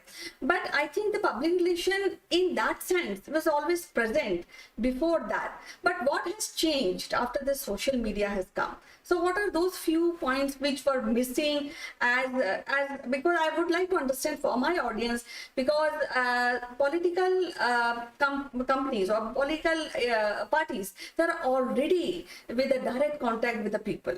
And through that, so in the era of Indira Gandhi, she was in direct contact with the people. But was she following a public relation portfolio or public relation plan, or now in social media, what has changed now? So I would like to just understand that.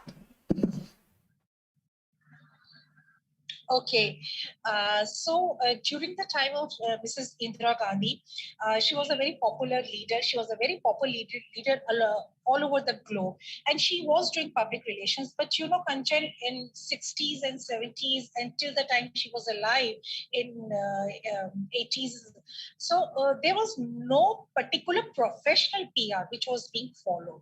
There was no particular professional PR. But if you say that the politicians, they would visit people, they would visit their constituency, talk to the people, yes, that was being done. But they were doing only during some months, during some limited time period. But now, every voter, the general public is very much in direct contact with politicians on the Twitter, on the Facebook account, on the Instagram, and also on the apps. Some of the politicians, they have their own personal apps also. The government of India has got its own app also. And also the advertisements which are being run, and the advertisements which you see throughout in the city also. So these are all strategy of public relations, which was not there during the time of Mrs. Gandhi. Mrs. Gandhi was very much ahead of her time as far as, the way she would dress up, the way she would talk to people, but that was it. So time has changed, things have changed, people have become more, most of the people, they have smartphones. So the politicians, they are connected to the public through the phones. So the apps are being developed. So the government of India, Mr. Narendra Modi, the defense ministry, all these people, they have got their own apps where people, they can go directly see what they are doing. They can directly question them and they get the answers also. They have got any queries, they want to file some complaint. So they go and do all these things. So this is what public relations is all about. And, all the time now, when we open the apps, we get various kinds of WhatsApp messages also, where we are told about Desh Bhakti, we are told about terrorism, we are told about certain things, certain ideas, certain thoughts, which we never knew about. Why? Because this is all public relations. When we open certain things, we get detailed information. So this is now available to us. If I want to read about certain politician, I can just go read about him or her on Wikipedia, and then I can decide whether I want to vote for him or her. So this is what public relations is all about nowadays.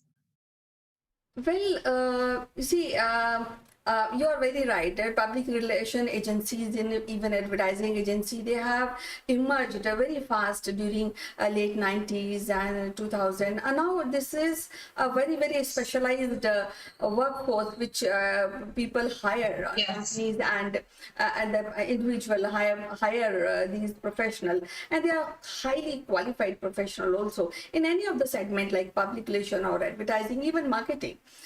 But now I would like to ask you that though we have a agency, we have a specialized people, but there is a sudden change. There's a sudden transfer of public relation activities, the way we were doing post social media, pre social media. I mean. So what has changed with the emergence of social media? Because I have seen many campaigns being done on social media, and of course physically also the old style is also used when we are taking up any plan of not only the political party but for any individual also, for any film also. So when we are talking about political parties, in view of this, what has changed when we are talking about emergence of social media and public relation for political parties or political leaders? So the social media now has made people more aware. People have got so much of information. People have different views. Some people, they support certain parties, some people, they support certain party. They have become more educated, they debate on the issues, and they are very much aware who they want their representative in the government of India. So they're very clear. This is there because all the political parties, they have their websites, they have their speakers, the spokesperson coming on various TV shows. Those things are being run on YouTube also, so you can again see it as many number of times as you want to. And in Delhi, big in Delhi, in all the big states, what the chief minister has done, what the chief minister is not doing, it's all available on social media, on different portals, different apps. The working of the politicians have become more professional now. They have become more professional because they know that they can be questioned. So they have become more professional. They are working more like corporates. So it's very good. I think it's a very good change. And you see all these politicians, they have become literate also, that they know how to run their Twitter handles and various other things. In case some of them do not know, they hired the outside agency to do so. So all these people, they have become very much image conscious because whatever said and done, from early 19, since the time the multinational companies, they ventured in the India, people have become more educated. People, they have the power of spending the money also. So this has changed the attitude of politicians also, because they know they can be questioned anytime, and no one wants to be questioned. They want to have good image. So the social media has given power to the general masses, that they can get connected to any person, any politician, even to the Prime Minister of India on various portals. They can just get connected to him and he answers their question.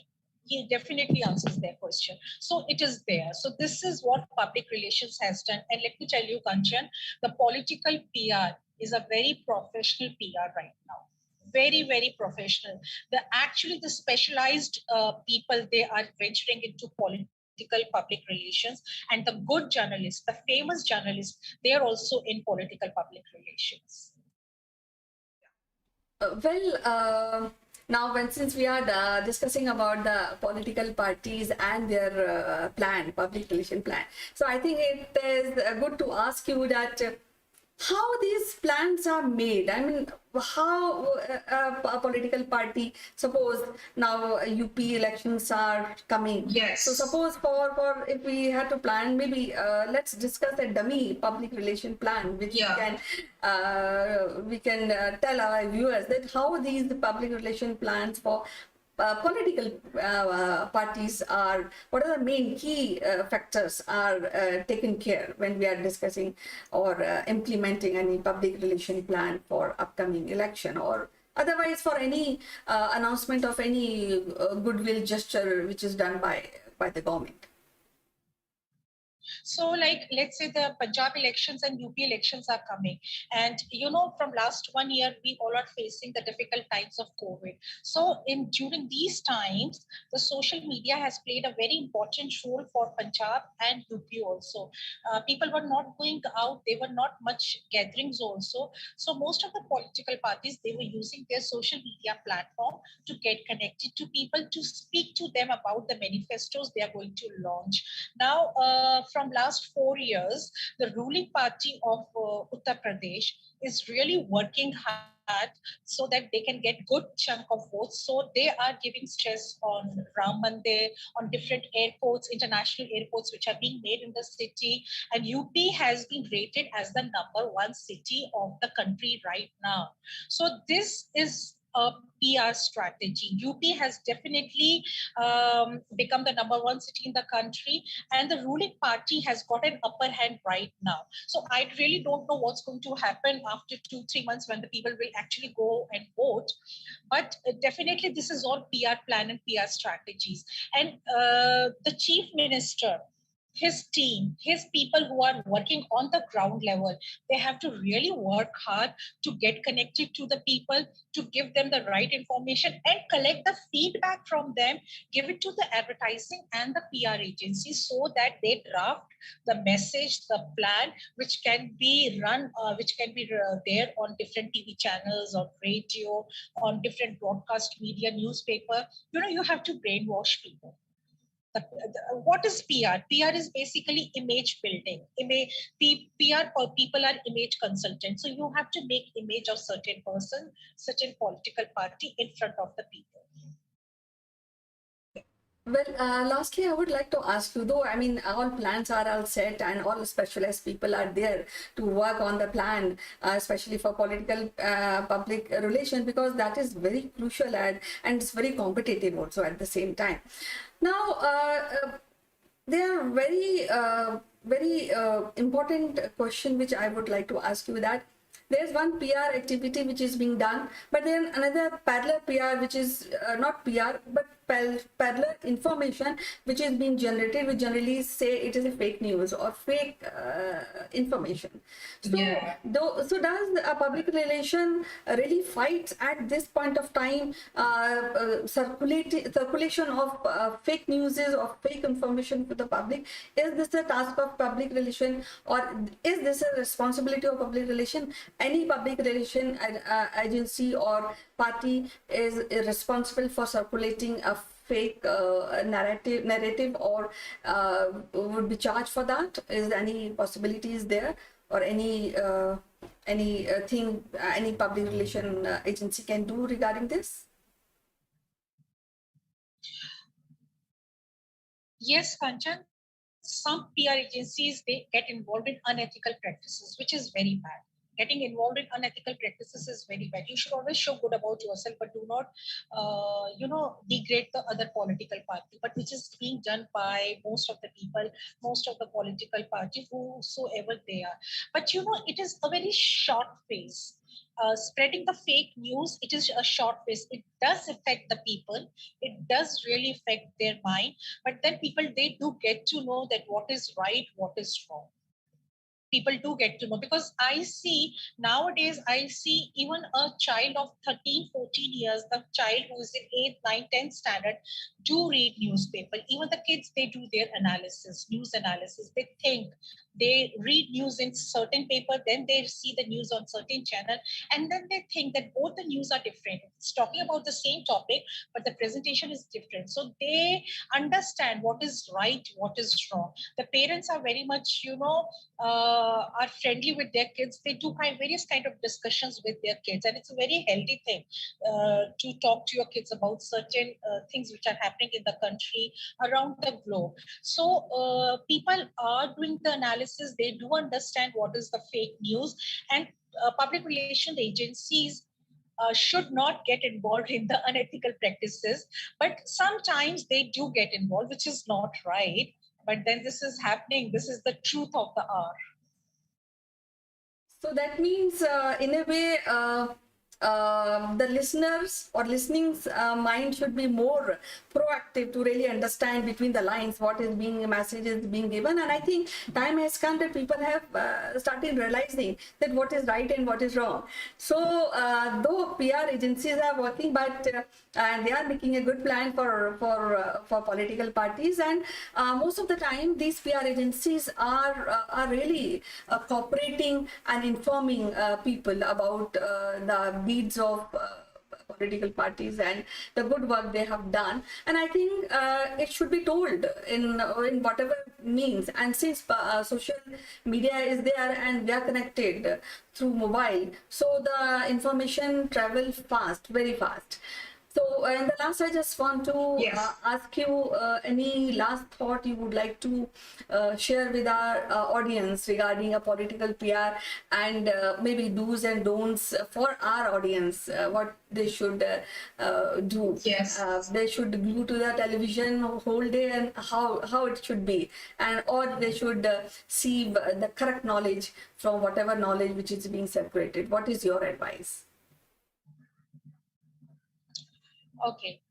So I'm sure that many of your viewers are young kids also, the young students, the youth of country. So if they want to get into political PR, I will definitely suggest them to be journalists first. A good journalist is always a good political PR person. So if you should spend some time in journalism, do hardcore reporting, go do the groundwork, and then get into the political PR. And as for the fake news, people, they should not just rely on one channel or one newspaper. They should read news on different media, and they should analyze the news also. They should know what is right, what is correct, and above all these things, they should love their country. Anything which is going against the country is not right for the country. It's very important. So, as usual, it was so wonderful to talk to you yet again today. And we'll be meeting again with more thought-provoking ideas and how to utilize public relation in those segments, in those areas. So, till then, bye-bye, and you take care. Thank you so much. Bye-bye. Take care. Thank you. Nice talking with you, Kanchan.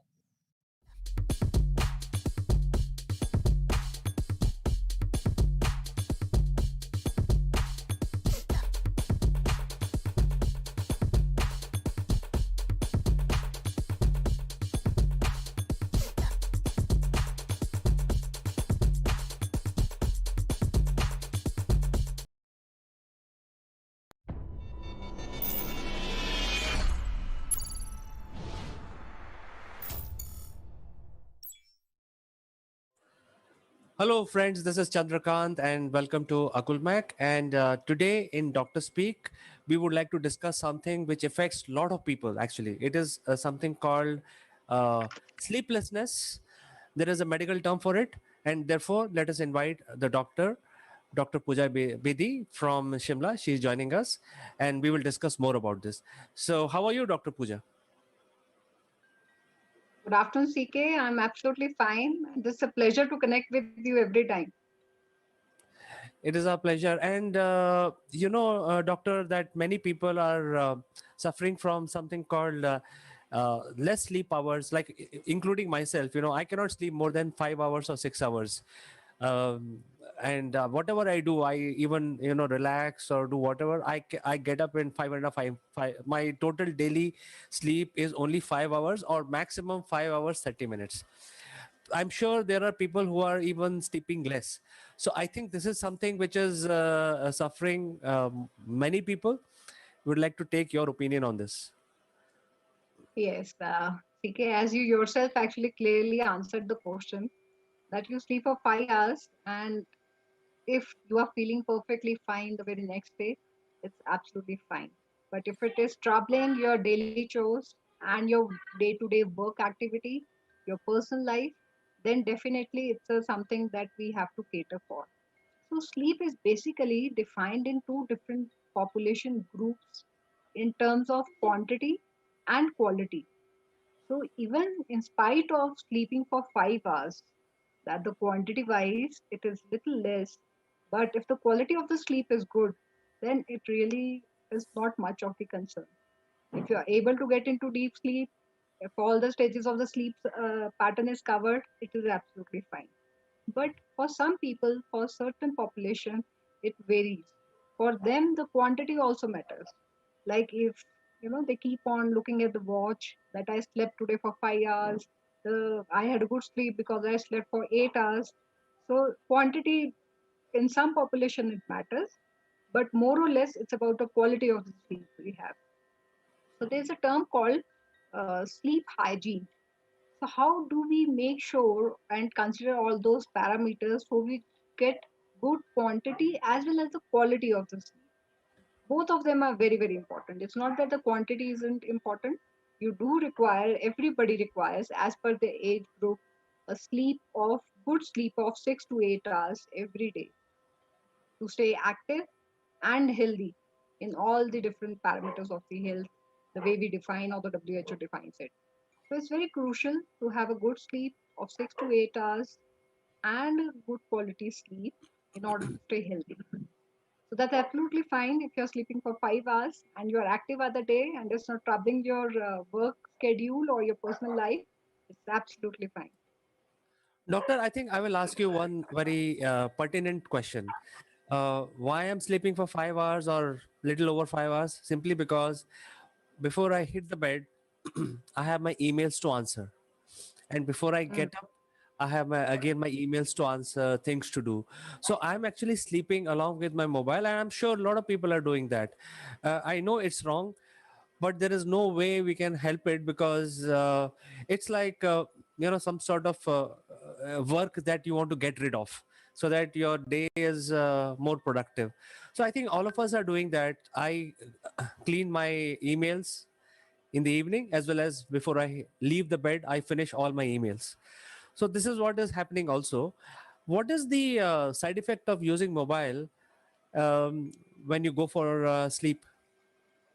Oh, yes, that's a very, very apt question for today's time.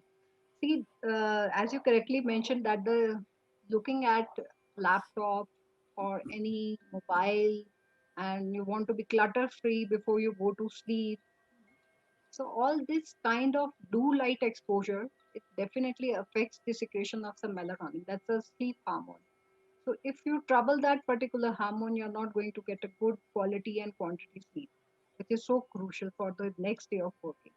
So somehow the individual is required to do the scheduling in such a manner that whatever the clutter of the work that you want to sort it out, you should do it little prior rather than going it to bed.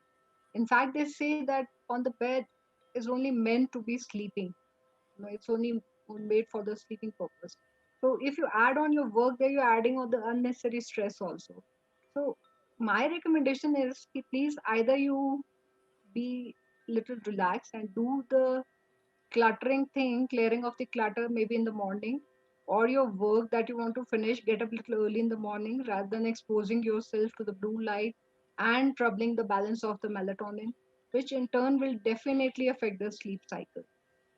So it's so crucial that you please, or that particular individual must not use any blue light device before getting to bed. So it's ideally recommended either you can get up an hour early, that's perfectly fine, and do your work at that particular status. But in case you think that it is going to trouble your sleep, then I highly recommend please do it a little early so that you are giving your eyes and your mind a little calming, soothing, sleep hygiene factor and a parameter where you get into good deep sleep. So please schedule it. It's not that difficult also. Yeah, but the reality is that if you can get rid of, you see, people like me would be getting 200 to 300 emails or messages of different types on daily basis. So it's a lot of work replying to people, and if you don't reply, it looks like something which is not professional. I mean, suppose you say yes, no, or if you don't respond to that person, it appears sort of a bad practice, bad professional practice. So if you can say that I'm free, not free, etc., even a small reply would maintain your professionalism. So only for that perspective we actually try to close all these email loops, and it has been going on for last many years since we started our career. It's been there. But I think I have done a lot of reading that blue light creates a lot of sleeplessness in people.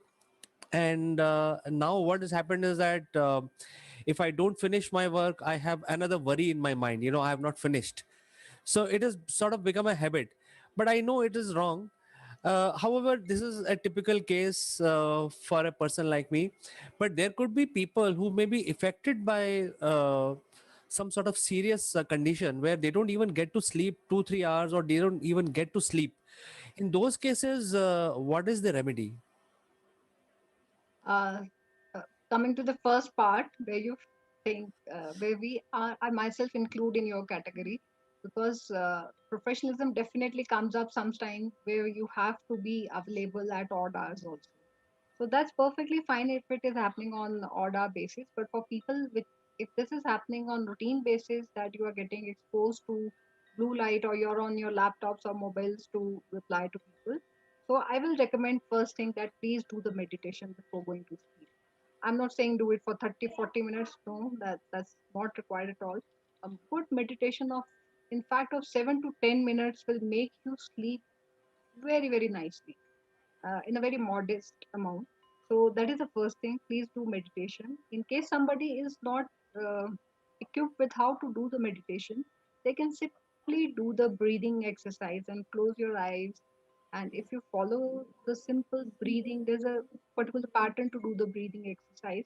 So if somebody follows it, it definitely soothes the mind as well as the eyes, which get individual into a good sleep. So my recommendation, meditation, breathing, and some kind of eye exercise. So your eyes, whatever soreness they have suffered because of the exposure or exertion, we tend to work the entire day, so they are very very exhausted. So please do some simple, very basic eye exercise before going to bed. If we have to, getting into a good sleep pattern. Coming to the second part of the question where you mentioned that yes, sleeplessness actually can lead to very serious conditions. Uh, First, we have to rule out why the sleeplessness is happening. So, the first cause, that is the physiological cause. It can be because of the comorbidity factors. Like, for example, in hyperthyroidism, very simple one, people tend to sleep less. So, obesity can sometimes lead to sleeplessness, and there are many other medical conditions which can lead to. There's the psychological factors, the second thing. If we're talking specifically about the psychological, people having anxiety issues or depression, they tend to suffer insomnia and vice versa.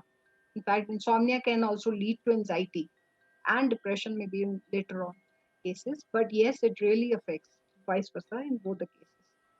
And the third is the medicine induced kind of medication we take. It definitely affects the sleep pattern. And in medicine itself, I will also include certain chemicals. Some people are used to smoking, some are more addicted to nicotine, caffeine intake, drugs intake, in youngsters. These all conditions can lead to sleeplessness. Now, sleeplessness, it actually affects the way the factors are causing it. It affects the psychological mindset of a person. It affects the physiological mindset of a person as well as the societal factors. You know, Talking specifically about the psychological factors, there are so many mental cases that are coming up just because people are not able to sleep nicely. And they come out saying that they are not able to sleep. Either they get up in the middle of the night or they used to wake up little late, but now the waking pattern has also changed. They wake up early now. So all these are, you can say, initial indicators which tells us that there might be some medical intervention that is required in such cases. So yes, you are very right in saying that sleeplessness or insomnia can lead to major medical conditions in people. Yes. So, doctor, is this related to things like hypertension and also type A diabetes? Yes, definitely. Yes. Hypertension, definitely. And type A diabetes as well. They both the cases, the sleep pattern is definitely affected. As I mentioned, that the medical conditions can actually lead to insomnia or sleeplessness. So the person is continuously in a stage where they are putting effort to sleep, which make them mentally more drained out. So somehow, yes, the comorbidity factors as hypertension, high BP, hyperthyroidism, and many more such conditions can actually lead to sleeplessness. So I think the one good advice that you have given is, you can have you can do a meditation 10-15 minutes. You finish your work, sit on a bed and do meditation for 5 minutes. That will help you sleep continuously for 5 hours in a sound sleep. So I think that's a very good advice. Anything beyond, if you're facing any problem, I think you need to consult a doctor to take some medication. And I think meditation is one of the key ingredient. If we do that, then it will solve some of our problems also. In fact, many of them, CK, to be very frank, क्योंकि if somebody is mentally sound, the mental level or the balance can actually cater for the physical and the spiritual health as well. So it's very important to stay mentally healthy. That's very crucial, and for that one definitely need a good sleep pattern. And one thing that I always recommend in my clinic in day-to-day consultation. In fact, today in the morning also I told a person to have a glass of milk with fistful of nuts. Trust me, it really helps a lot to get into a good sleep. Try to have your meal a little early, around 7:30 or 8 o'clock. If somebody can have their meal at that particular time, then your stomach is and your abdominal activities, bowel movements, everything is looked after very nicely. And the cases which get troubled because of the acidity and many other gastric factors, the sleep will be catered for very nicely. So having a little early meal in the evening uh, will definitely look after the good bowel habit, and in turn will have a good sound sleep. So I always recommend a glass of warm milk in the night, independent of the fact of what the weather is going on, but warm glass of milk with fistful of nuts. Let me add one more thing. Magnesium is a very, very good source of, you know, sleep pattern. So if somebody is deficient in magnesium, it can lead to sleep deficiency. So it's so crucial to maintain your magnesium, and that can be easily catered just to have a couple of bananas a day, and the magnesium need can be catered very nicely. So magnesium is a very crucial factor that we keep on ignoring, and sometimes it happens in the clinic also that the clinicians are not able to diagnose the real root cause of the thing. So dietary factors are also very, very crucial as far as the sleep is concerned. Have your diet little early in the evening, so bowels are little lightened up, and then to have a fistful of nuts with a warm glass of milk, and definitely not to have much of the carbs, and overfilling, especially in the evening time, is not a good idea. So I think to summarize today's discussion, first of all, we need to do little meditation before we hit the bed. Second is in the morning we should have warm milk with nuts. Uh, Things like almonds. I think that's the most preferred nut. And fourth is at least one or two bananas during the day. So I think these will solve some of our problems. Anything more than that will require a doctor's intervention. So I think it was a pleasure talking to you today, Dr. Pooja, and thank you very much for coming over and discussing this very important subject, which is affecting, I think, 80% of the population today. Thank you, CK. It's a pleasure. Thank you so much. See you next time. Bye bye. Bye bye.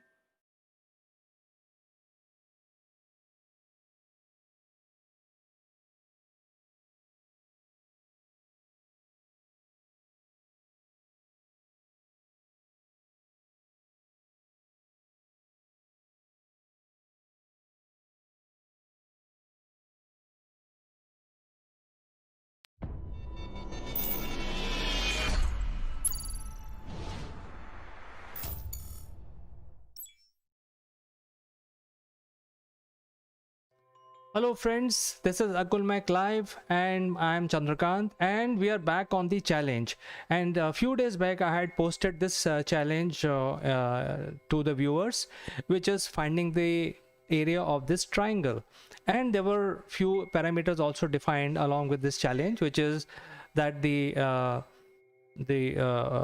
problem has entangled with some surrounding squares, and you are supposed to understand what is the distraction and what is the real thing and solve this. So the area of the triangle needs to be calculated. Some of you had attempted, but let me go back to our solution time and use the whiteboard to find the problem to this solution.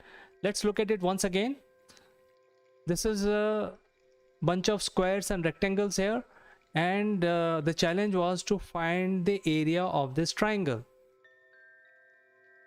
All right, so let's go to our board and we will try and solve this problem. So here is a problem, and let's say this is a square, as we can see, and as defined in the problems also. The side of this square is equal to the width of this rectangle. It's very clearly defined in the problem. So if this side, let's say if we call it A, then let me just write it down. If this is, oops, let me write it. If this is A, then this is also A, and therefore this is also A. However, the side of the smaller rectangle will be B. Let's say if it is B. So to find the area of this triangle, we have to use a simple area formula, which is the height into base by half. We have discussed this in our previous problems also. The area of the triangle is half of height into base. So we already know what is the base of this triangle, which is A. We need to find the height of this triangle, and height of this triangle will be A minus B, because this side A is equal to this side also of this square, and B minus A will give us the height. So what we need to do is A minus B into A will be divided by 2 will be the area of this triangle. So if we have to write it down, we can write it down like this. I will create some space here first and write the area.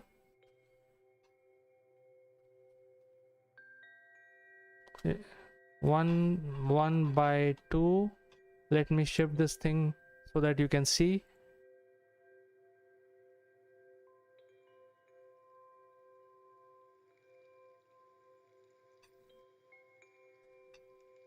A minus B into A. This will be the area of this triangle that I had given you as a challenge to find out. It's a very simple solution. We can further reduce it. We can multiply A and it will become A square minus AB divided by 2. So we can further simplify it and we can find the final equation. But I think this is simple enough. If we attach a value to it, say for example, if A is equal to 2 and B is equal to 1, then straight away A minus B is 1, and 1 into 2 is 2 divided by 2, the area will be 1. So it's as simple as that. So friends, did you like the solution of this particular challenge, which is challenge number 2? And also let me know what is the other way of finding. There is one more way of finding the area of this triangle, and I expect you to get engaged with me by sending me comments. And also if you have any other way to solve this challenge, I'll be very, very happy to receive your solution. So I look forward to getting your solution, and I will also meet you in the next challenge. Until then, I'd like to say goodbye.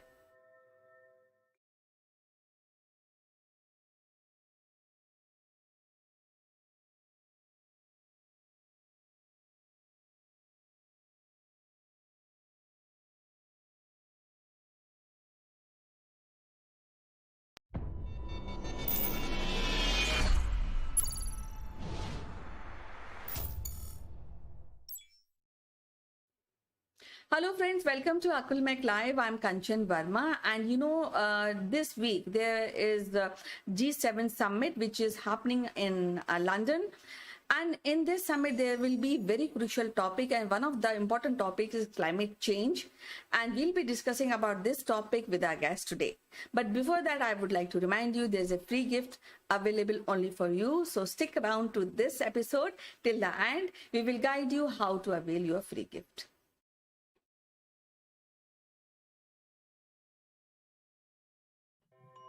Hello friends, welcome to our show today. And many things are happening at the moment, and one of the major thing is climate change. And now there's a G7 summit which will be happening in this week, and the major key subjects are climate change, trade, and recovery from the coronavirus. So today we have guest Ritu Gupta, who is very concerned about climate and the way of living, healthy living. So I would like to welcome her on this show, and we'll be asking about what climate change means to her. So welcome to the show, Ritu. How are you doing today?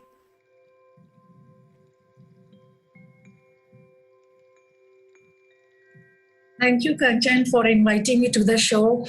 And I'm doing absolutely fine. It's nice to talk to you again. Thank you so much. Yes, there are many problems, Ritu, and I am doing well. And it's coping up the current scenario of Corona and living at home, working so many things, working towards children to really make them understand why it is important to be at home and maintain social distancing. But now the major talk of the world is global warming. And so what all this means to you, environment change, what do you really think about it? Kanchan, I feel that global warming, we should all be concerned about global warming because it's very important. We as a humanity, see why global warming is happening. It's about human-induced emission of greenhouse gases. Okay, so like methane and various other gases, and humanity has increased the use of fossil fuels like coal, oil, gas, and deforestation is also happening. So we need to make aware everyone around us, including the children, the kids, that it is very important to understand what is global warming, what is climate change, why it is happening, and the most important thing, what we should do that it should not happen. There can be little contribution from every person living on this mother earth, and then so we can slowly over the time period can reduce global warming.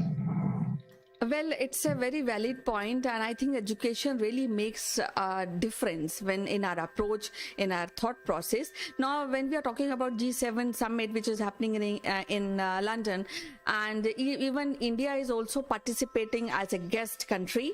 So, and 5 other countries are already in the G7 summit. Now, the thing is how really we can help, how we can as a community level we can educate people, or how we can do that.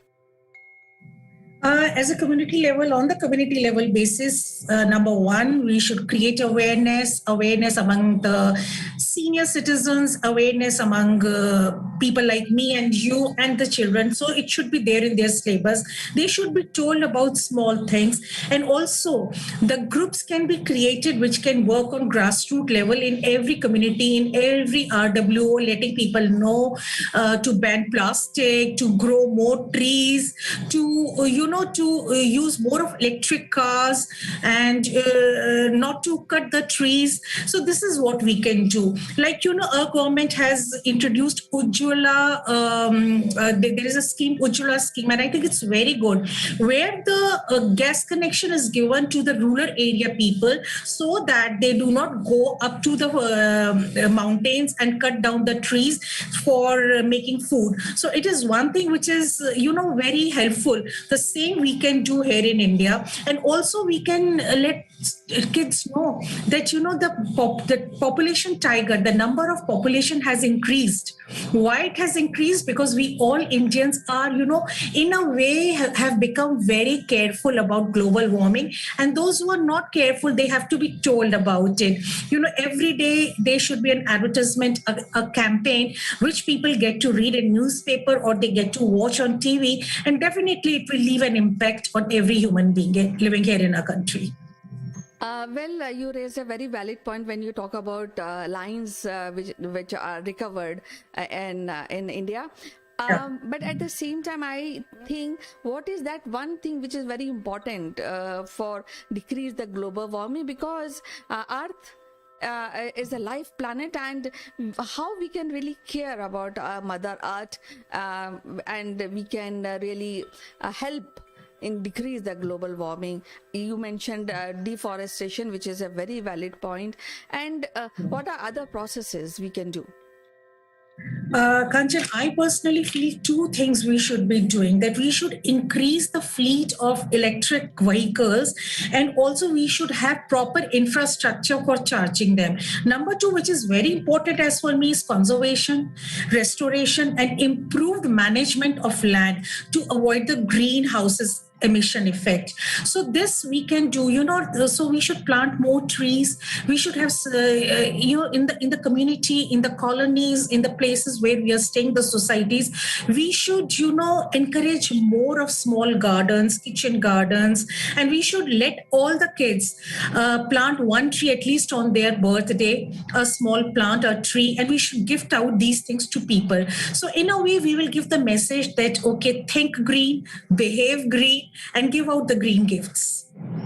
Definitely, because global warming will be affecting in our lives very tremendously, because glaciers are melting, and that will give rise to the sea level, and the chances of tsunamis and deforestation. Already the soil will be polluted. So all these are very important. Now what I feel is, what is the finest age for children to know about global warming?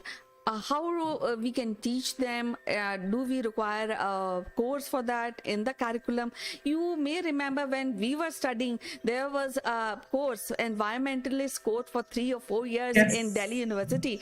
So that was, I think it's a bit late.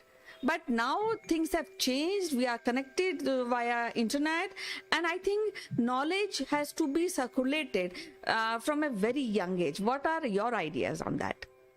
I totally agree with you that knowledge has to be circulated from a very young age. And kids, they should be, when they're very young, let's say when they start going to school, the teachers should give them activities, should let them know, show them PowerPoint presentations about how to not waste water, what are the things they can grow in the house, why forests are important, why wild animals are important, why are they dying.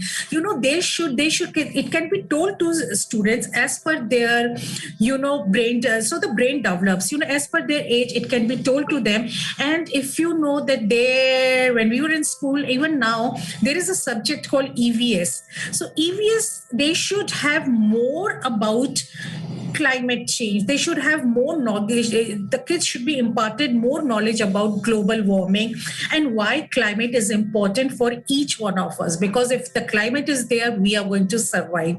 So as per their age, it should be told to them, and they should accordingly be given the projects.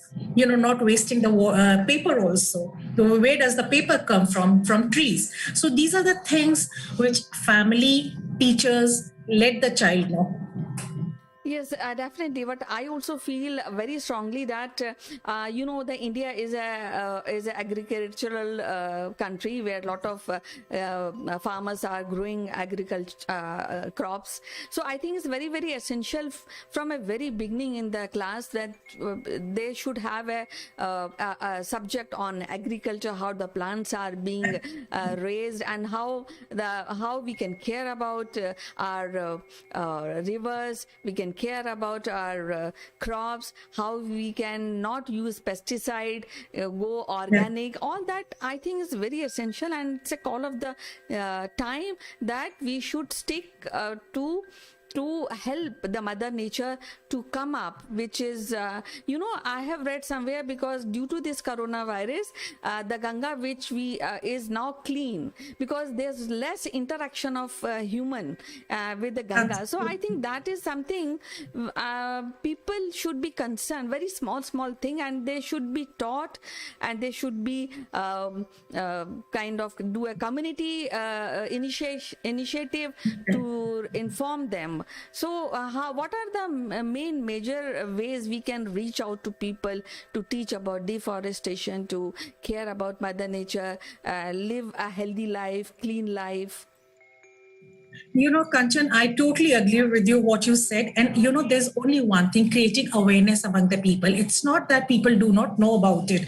Most of the people, they know about it. And if we see even the uneducated masses, they know about it. But somehow the lifestyle has changed. Even now, Kanchan, if you go back to the villages, if you travel to the rural areas, people are more concerned about global warming and they are more connected with Mother Earth. So the change in the lifestyle can be because of any reasons, but the people should be made aware about the water resources and what is the importance of water, what is the importance of green things in our life, and how we can stay healthy.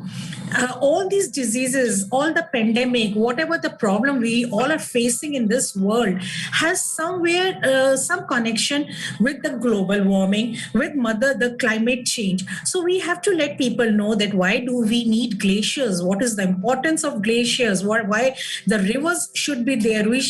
Rivers are dying. Basically, if you see, many of the rivers are dying. There is water scarcity in most of the cities. So these are the small initiatives which we can take, all the educated people. In fact, we are not going out of the house, but virtually there can be groups, there can be some talks where people are made aware about it. And also the students, the young kids, they should be given certain kind of project. They should be asked to speak out something, write an essay, because if they write an essay, they will definitely think. And if they think, they will definitely read about global warming, the climate change. So we would be on right track, letting the youngsters, the young kids know that how to preserve all these natural resources which are very important in our life. Yes, and I also just want to add a few things in here that I think they are the subject which are very essential from the beginning. From the education is farming and living a healthy life and sustainable life, using of sun energy and all that energy based knowledge, so that I think the further the generation which will come up after us will know how to really care about Mother Earth and how to plant trees, how to remain easy and sustainable life, which will be healthy life. So as usual, Ritu, it was so wonderful to talk to you today, and we'll be meeting again with our next episode of a concerning subject. So till then, bye bye and take care. Bye bye. Take care. Thank you so much. Bye bye. We have some unique Akulmek memorabilia which will make you look outstanding. The graphics on these corporate gifts are based on the global best business practices. To become recipient of one of these gifts for free, you have to watch this video till the end and provide your valuable comments. Or you can also share your experiences. The person who makes the best comment would be chosen to become a recipient of these beautiful Akulmek gift, absolutely free, delivered to your doorsteps. The winner would also get a chance to be invited live as a distinguished panelist during our next video. What are you waiting for, friends? Please subscribe Akulmek and smash that like button.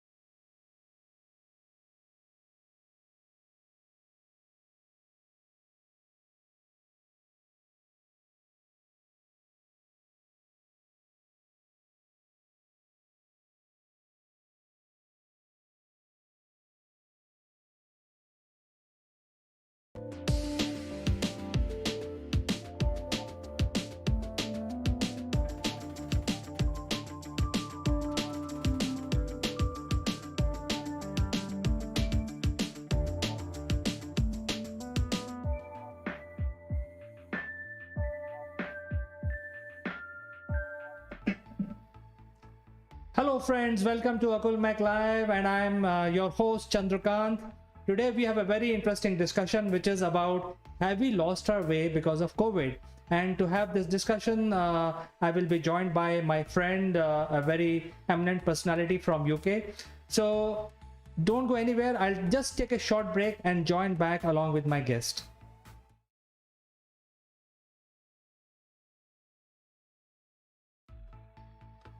Welcome back, friends, and I'm pleased to have Mr. Naval Gund, who's joining us from UK. Naval is the CEO of MindFit Limited, and he's going to tell us and probably give some tips and tricks. Have we lost our way because of COVID? So welcome to the show, Neville. How are you doing today? Good morning, CK. Good morning, everybody. I'm doing brilliantly. Thank you very much, despite the fact the temperature has dipped about 5 degrees where I live in the UK. But, and that actually could actually change your mood.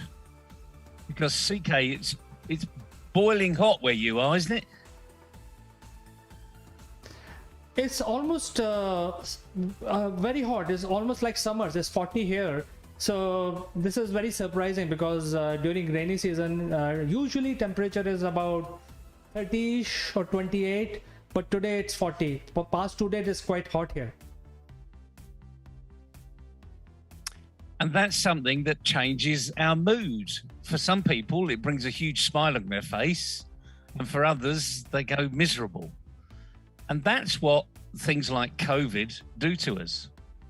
So it's not surprising that when things happen around us, we tend to lose our way. And this is not just about businesses losing their way, but it's about you losing your way as an individual. So CK, let's just think about the weather. When you've just come out of monsoon season and now you've got this huge heat wave that's come through. How's that affected your mood? Well, during the monsoon, we really enjoyed the rain because, you remember the great Indian summer. So usually temperature reaches 48 degrees centigrade. So the rain, when the monsoon was here, it was pretty nice, very pleasant, even though there was some accidents across India, but by and large, people enjoyed the rain. But for past 2 days, it is again very hot. So I think the mood is slightly changed a bit.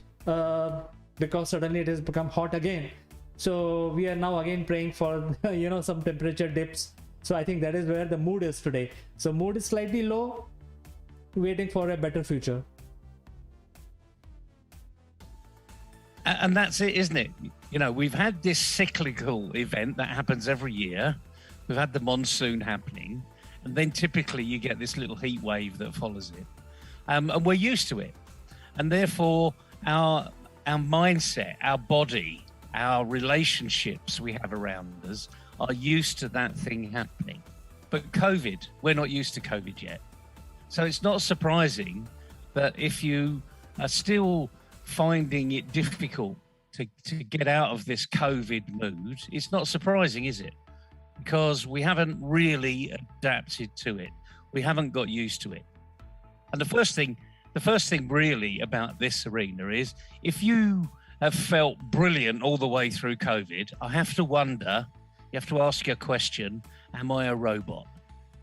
Am I completely unable to understand what's going on around me? I would suggest pinch yourself, because we need to find out if you're human. So just do that. Just pinch yourself. Just make sure it hurts. And if it isn't hurting, pinch yourself harder. Just make sure you're a human being, because COVID has affected everybody. But it's here to stay. So part of this program today is to help us, me included, to get over this mood swing that we're going to have. Get out of this doldrum arena of making COVID stop us doing things, because that's what it's done. It's actually stopped us doing things. The government has stopped us. They've made us stay at home, which actually, for some people I know, including people very close to me, they're now frightened of going out. Because for 4 or 5 months, they've been told you cannot go out unless you're going to exercise. And if you exercise, make sure you're nowhere near anyone else. And it's this fear thing that's been building up in our mindset. And we need to get out of that.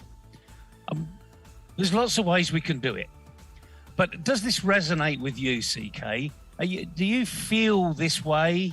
Not all the time, but some of the time, when someone tells you you must stay indoors, you mustn't communicate with people when you're outside, you must wear a mask, you must wash your hands. How does that make you feel when you've actually gone out now? Neville, to be very frank with you, I think more or less, me and my family are used to it, but we keep watching a lot of these National Geographic channel, a lot of these programs outdoors, So to compensate, we are going and visiting the mountains virtually and doing things like that.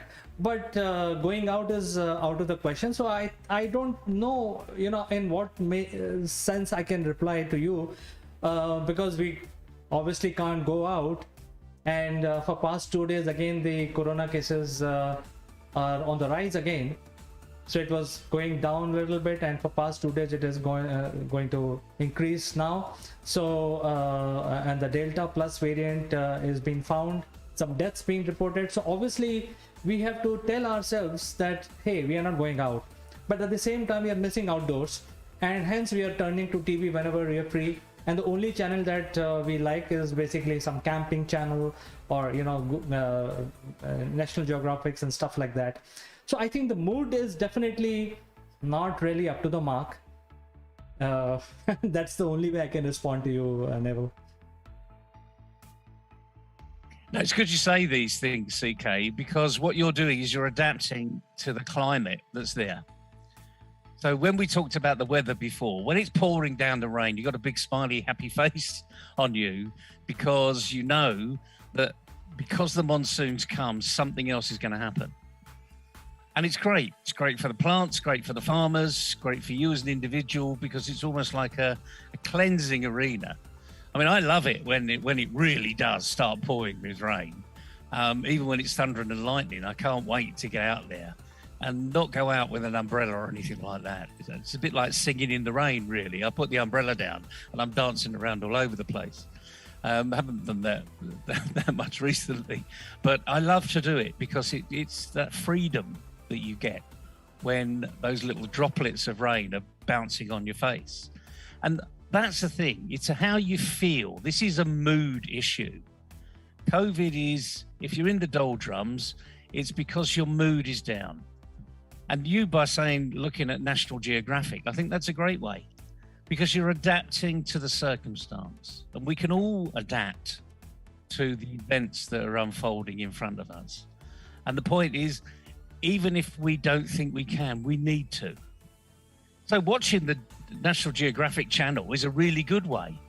Going online and looking at these huge, wonderful panoramic views. And even these days, you can go on safari without actually leaving your sofa.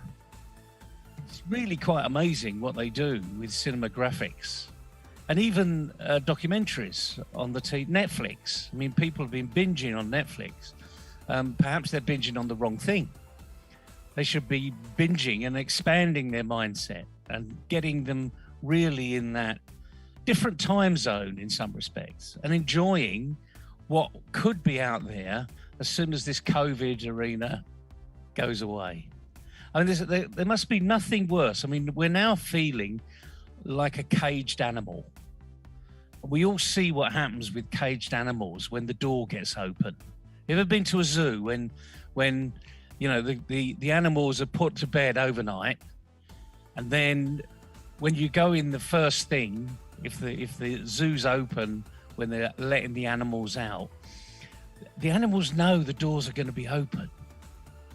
And they're all sort of queuing up and waiting to get out of the door or the gate. And when that gate open, there's some rush out, and monkeys climb the trees and gorillas sort of amble along, and tigers and lions rush out. Even, giraffes, hippopotamuses, etc., etc. They're all rushing out of their cage.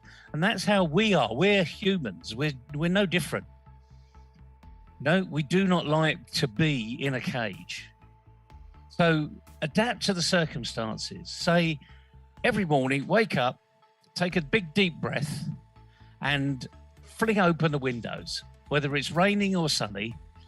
Change your mood. My wife is a favorite of saying, let the outside influence the in, which is all right if it's nice and sunny or raining and that's what you want.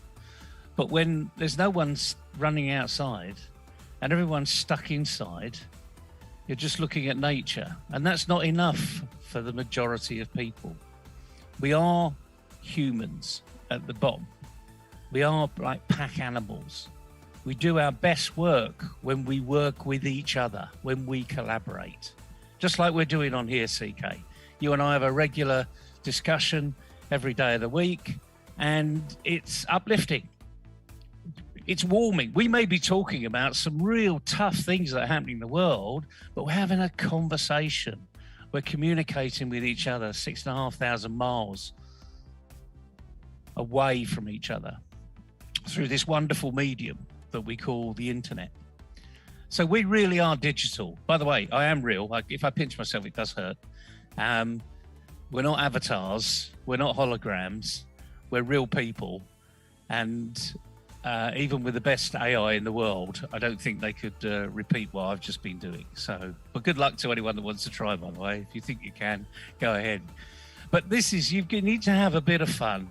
You need to put your life back into yourself. And yes, it's a really tough arena out there. We're all losing loved ones, friends, relations, distant friends around the world. And this thing isn't going away. So we need to learn how to deal with it. So, CK, any other mechanisms that you've personally got that helps you deal with it? We've mentioned several here without actually being very specific about them, apart from the National Geographic, of course.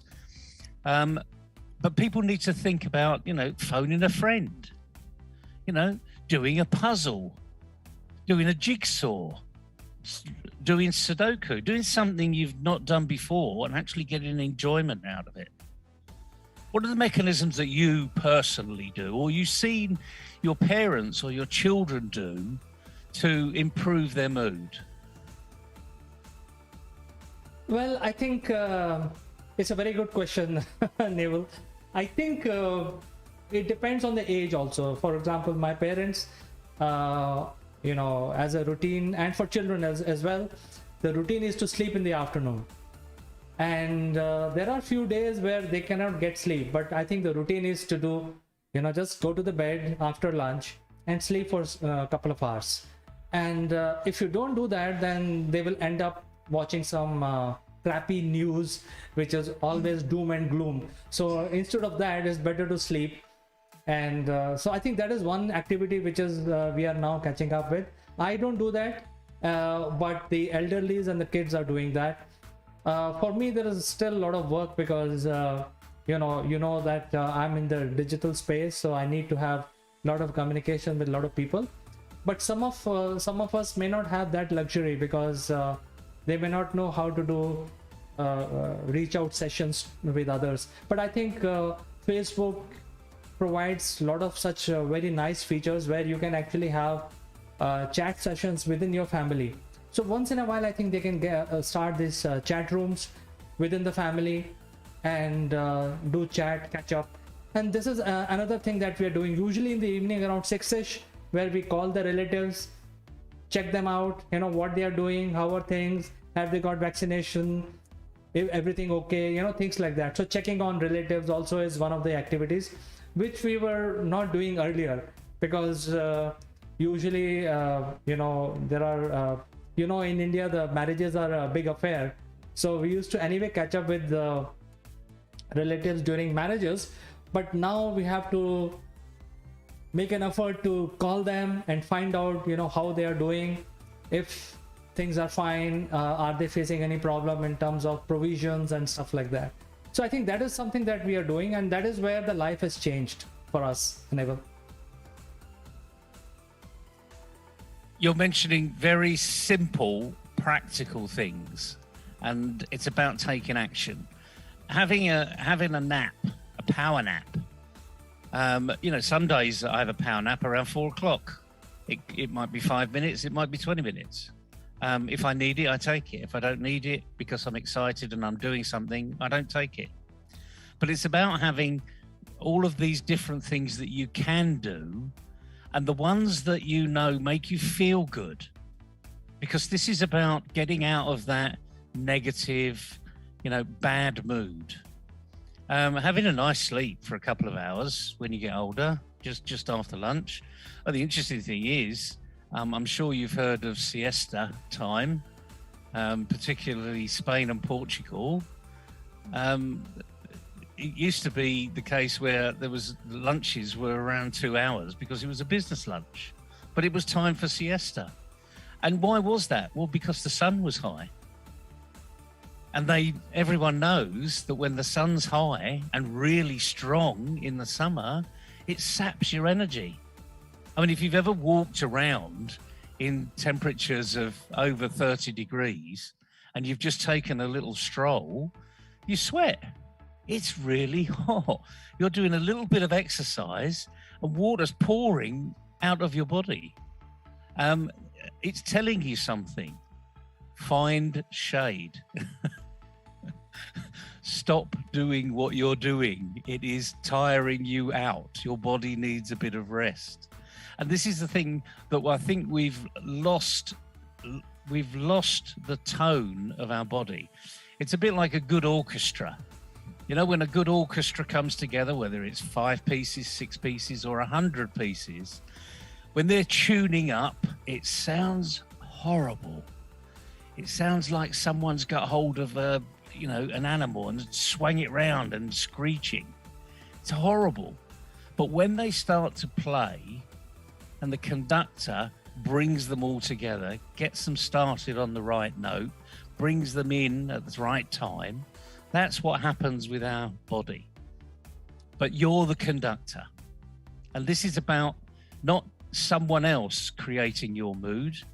Your mood is a reflection or a reaction to what you're seeing. So you can change your mood. And I'm not saying, you laugh at the news. That's not going to be any good, really, because that's not going to necessarily put you in a good mood. Just turn the news off. As you say, it's all doom and gloom stuff, and do something that makes you feel good. And whether it's phone your friends, phone your relations on a regular basis. How are you? Oh, this is what we've done. Oh, we're looking forward to this. Have that upbeat discussion with them and with yourself. And this is where we need to start. Everyone needs to start this, because we can't change someone else's mood if you're miserable. We all know that. Any good counselor out there knows that they need to zone out.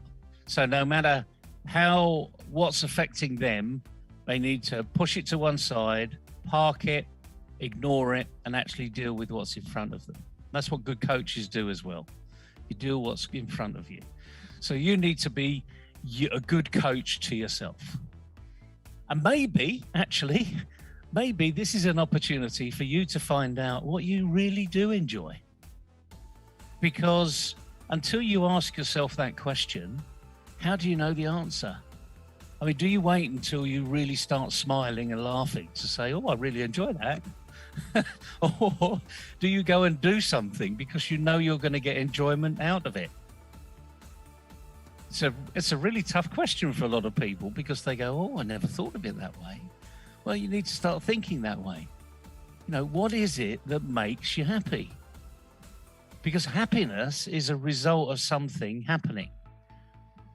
It's not, I'm going to be happy. It's something we're doing like this. You're smiling away, I'm smiling away here. Makes us happy because we're having a conversation. But what is it about that conversation that makes you happy? So we just got to ask ourselves a few simple questions. And now, actually, is probably the time to do it. Because we know that this COVID thing is going to last for some considerable time. It's not just a passing bug that's going to disappear. It's actually going to stay with us for some time, and it will change in itself. You already mentioned the Delta variant, etc. Things will change. But now is the time to get ourselves ready, prepared to address the next day, tomorrow, the day after that. Any of this making sense to you, CK?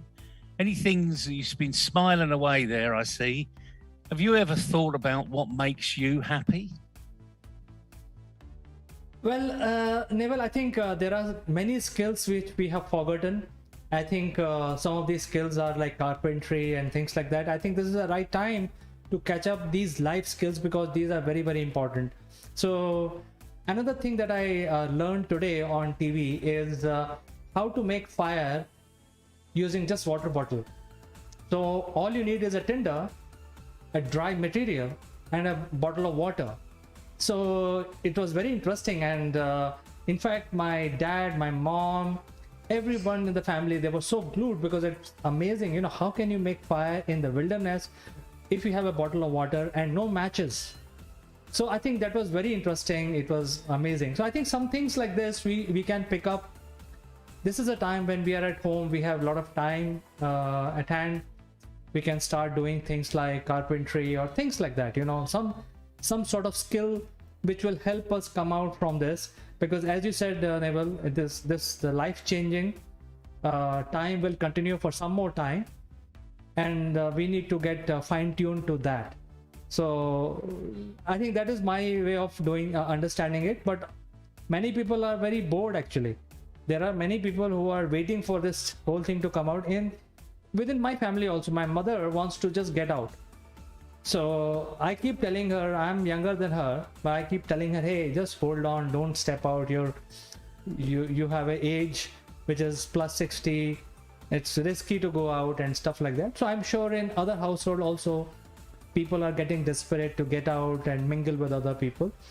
But I think we cannot do that for a couple of years, maybe, or maybe at least a year. Well, as you say, CK, your mother is just like that caged animal. She wants to get out. I know a lot of people that want to get out for lots of reasons, not just to breathe different air, but perhaps change the environment, get away from where you are. You know, maybe she in the past, you know, not really had a place to meet some of her friends locally, but just because they were all walking in the street and they were just nodding away to each other, it makes you feel good. And the thing is, she knows she wants to get out. And the reason she needs to know that, she knows that, is because there's something out there that makes her happy. So already she's in that mood. And what she needs to do, you need to perhaps help her, is find a way she can not necessarily duplicate it or change those arenas, but maybe even dream. You know, maybe even close her eyes and think about, you know, fantasize, imagine. You know, we've got a very powerful thing up here and we don't use it that well, to be honest with you. Some people say we only use it 10%. Well, I'm not even sure we use it that much, frankly. But if we start to use it an awful lot, we'd be amazed at what can happen to it. But I think the message we got today is, do you know what makes you happy? If you don't, start making a list. And then when you get the opportunity, do more of it. And if you can't do those things currently, look at substitutes to what you can do. Watch the National Geographic Channel, if that's, you know, that's going to take you into that other world, and just see how it makes you feel. I mean, you said you were all mesmerized about how to make fire with a bottle of water and some, you know, some dry material. I mean, you've already got my imagination going. You know, I'm a scout, so I sort of know how to make fire many years ago. And even today, I do the same thing. But I do tend to cheat. I do tend to have a lighter or a match. But the point is, it's about making you happy. It's about what makes you happy. And until you know really what that is, how can you replicate it? So the message of today is you can get out of the COVID blues by knowing exactly what makes you happy.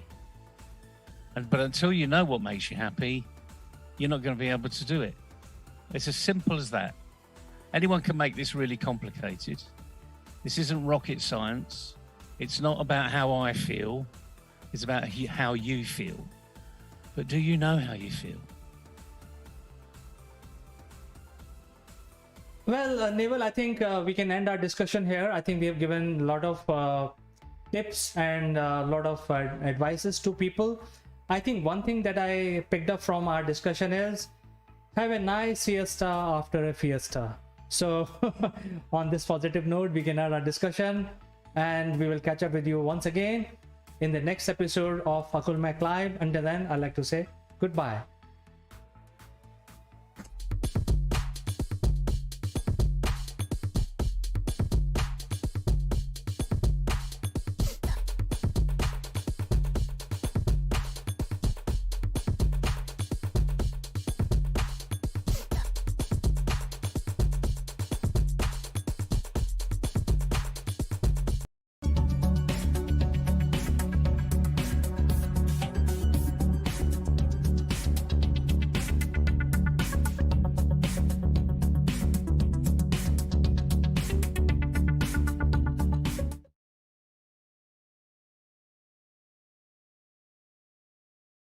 Good morning, friends. And today is October 14th, and I very graciously welcome you on today's morning edition of the Morning Brew. And today's key news that we have, which requires our attention, is the first thing is about the detection of aliens. So that is something that I want to bring it to you. And the news is really is about alien calling. It's like alien calling on the phone. So friends, there can be life on other planets too, and the astronomers for the first time have detected stars that are blasting radio signals. The signals are major hint of phenomena that can be of life out there. It is revealed that the signals were detected from 19 distant red dwarf planets, and 4 of them indicated presence of planets orbiting them. So I beg your pardon, red dwarf stars. So astronomers picked up the signal from space on the world's most powerful radio antenna, the low frequency array, as it is also known as LOFAR, LOFAR, which is situated in the Netherlands. The signals were detected and being monitored by Dr. Benjamin Pope and his colleagues from universities of Queensland at Dutch National Observatory, which is also known as Astron. We have long known the planets of our own solar systems emitting powerful radio waves, and this is for the first time they have detected the radio waves coming from several star systems outside the our solar system. So this is a first big news today. Moving on.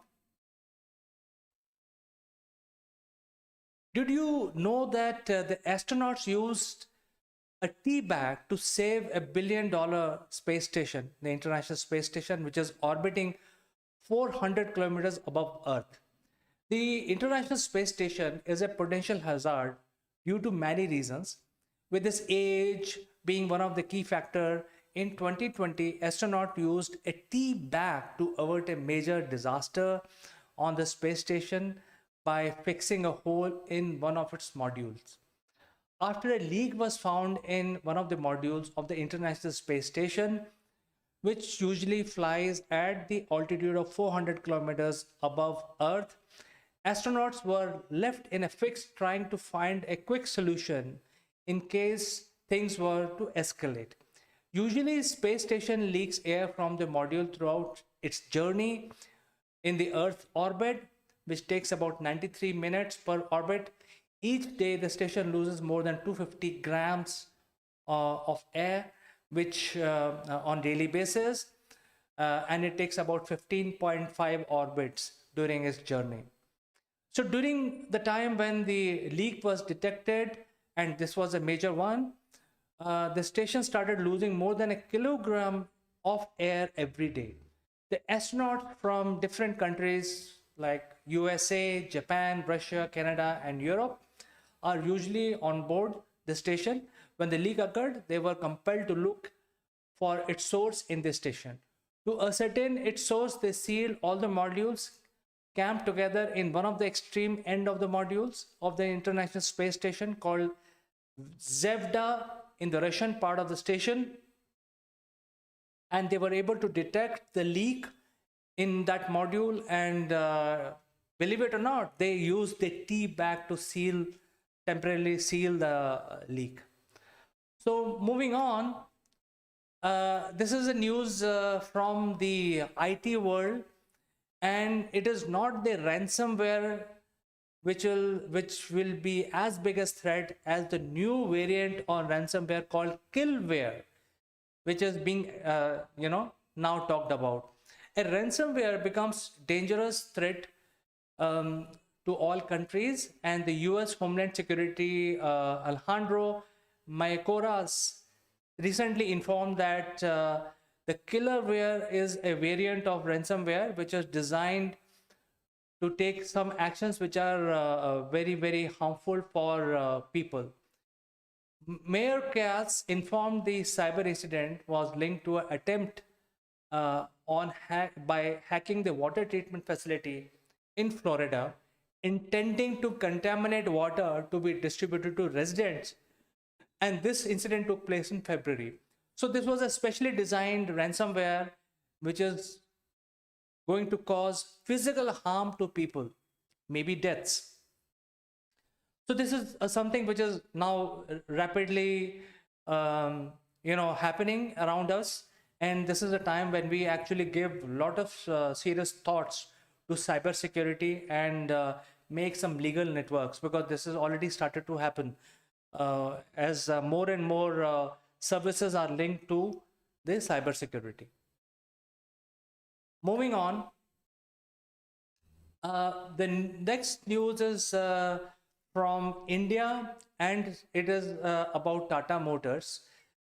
The Tata Motors share jumped 20% yesterday, and this is on NSE, and it has seen the 52nd week high yet again.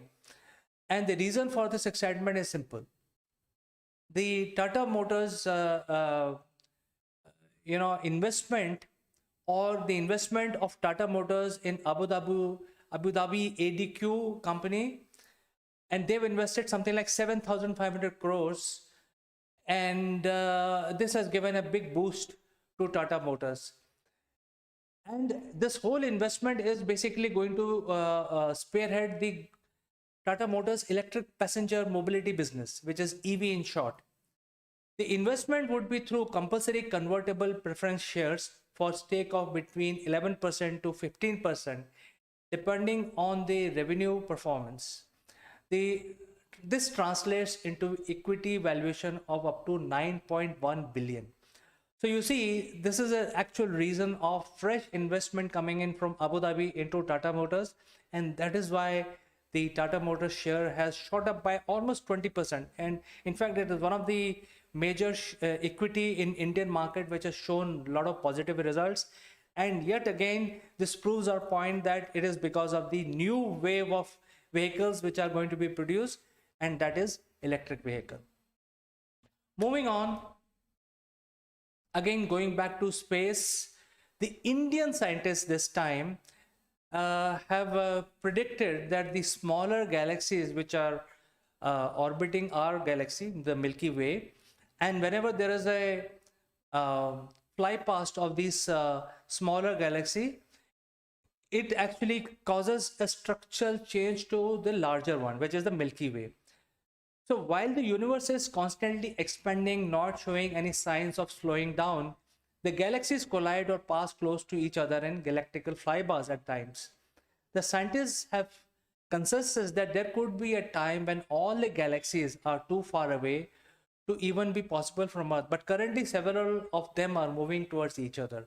Some are on collision course, like the neighboring Andromeda, which is going to collide with Milky Way in about 2 billion years time. The research has been going on globally to understand the impact of such galactical flybys.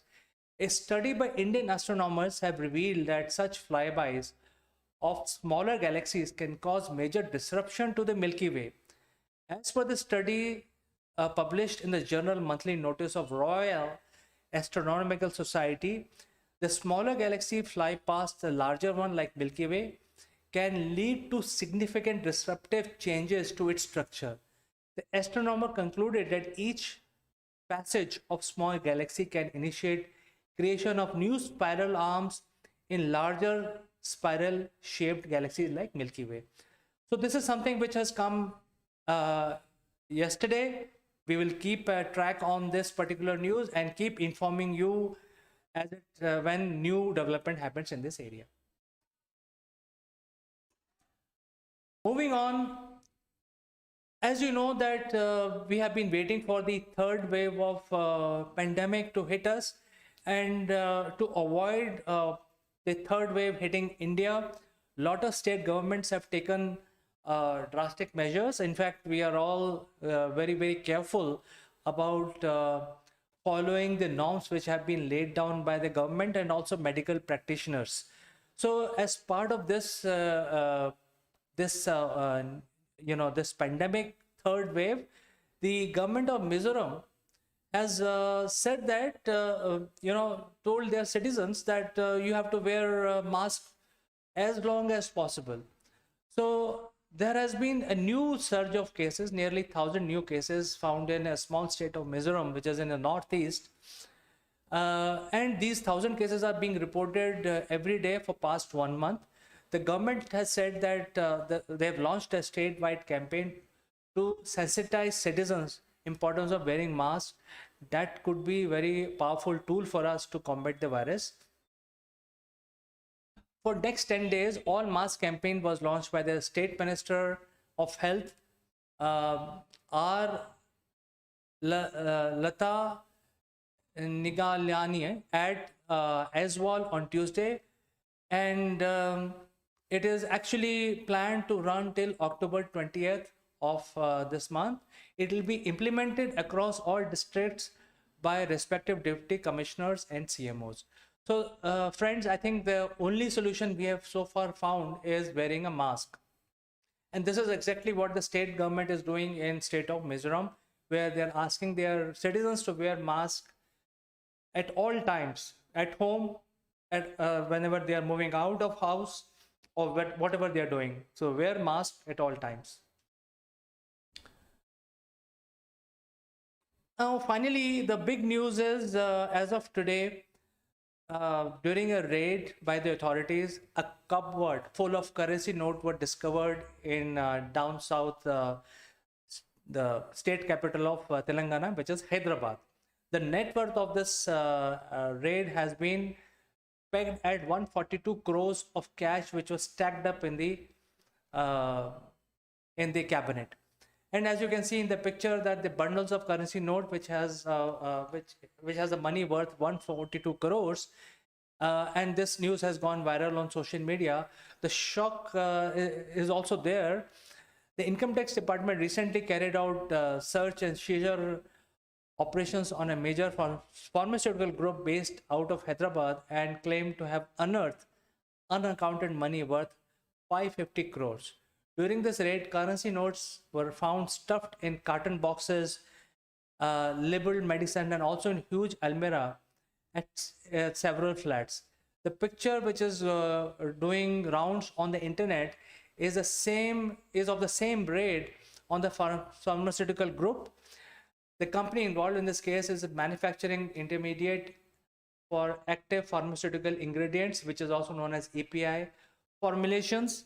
And according to official release from the Income Tax Department, this money is, this news is quite, bewildered. All the citizens are bewildered by watching this, that so much of cash can be kept in carton boxes and also in almirah. So friends, I think this is something which is covered as part of the morning brew from Akul Mac, and I'll catch you tomorrow, same time, with something more interesting.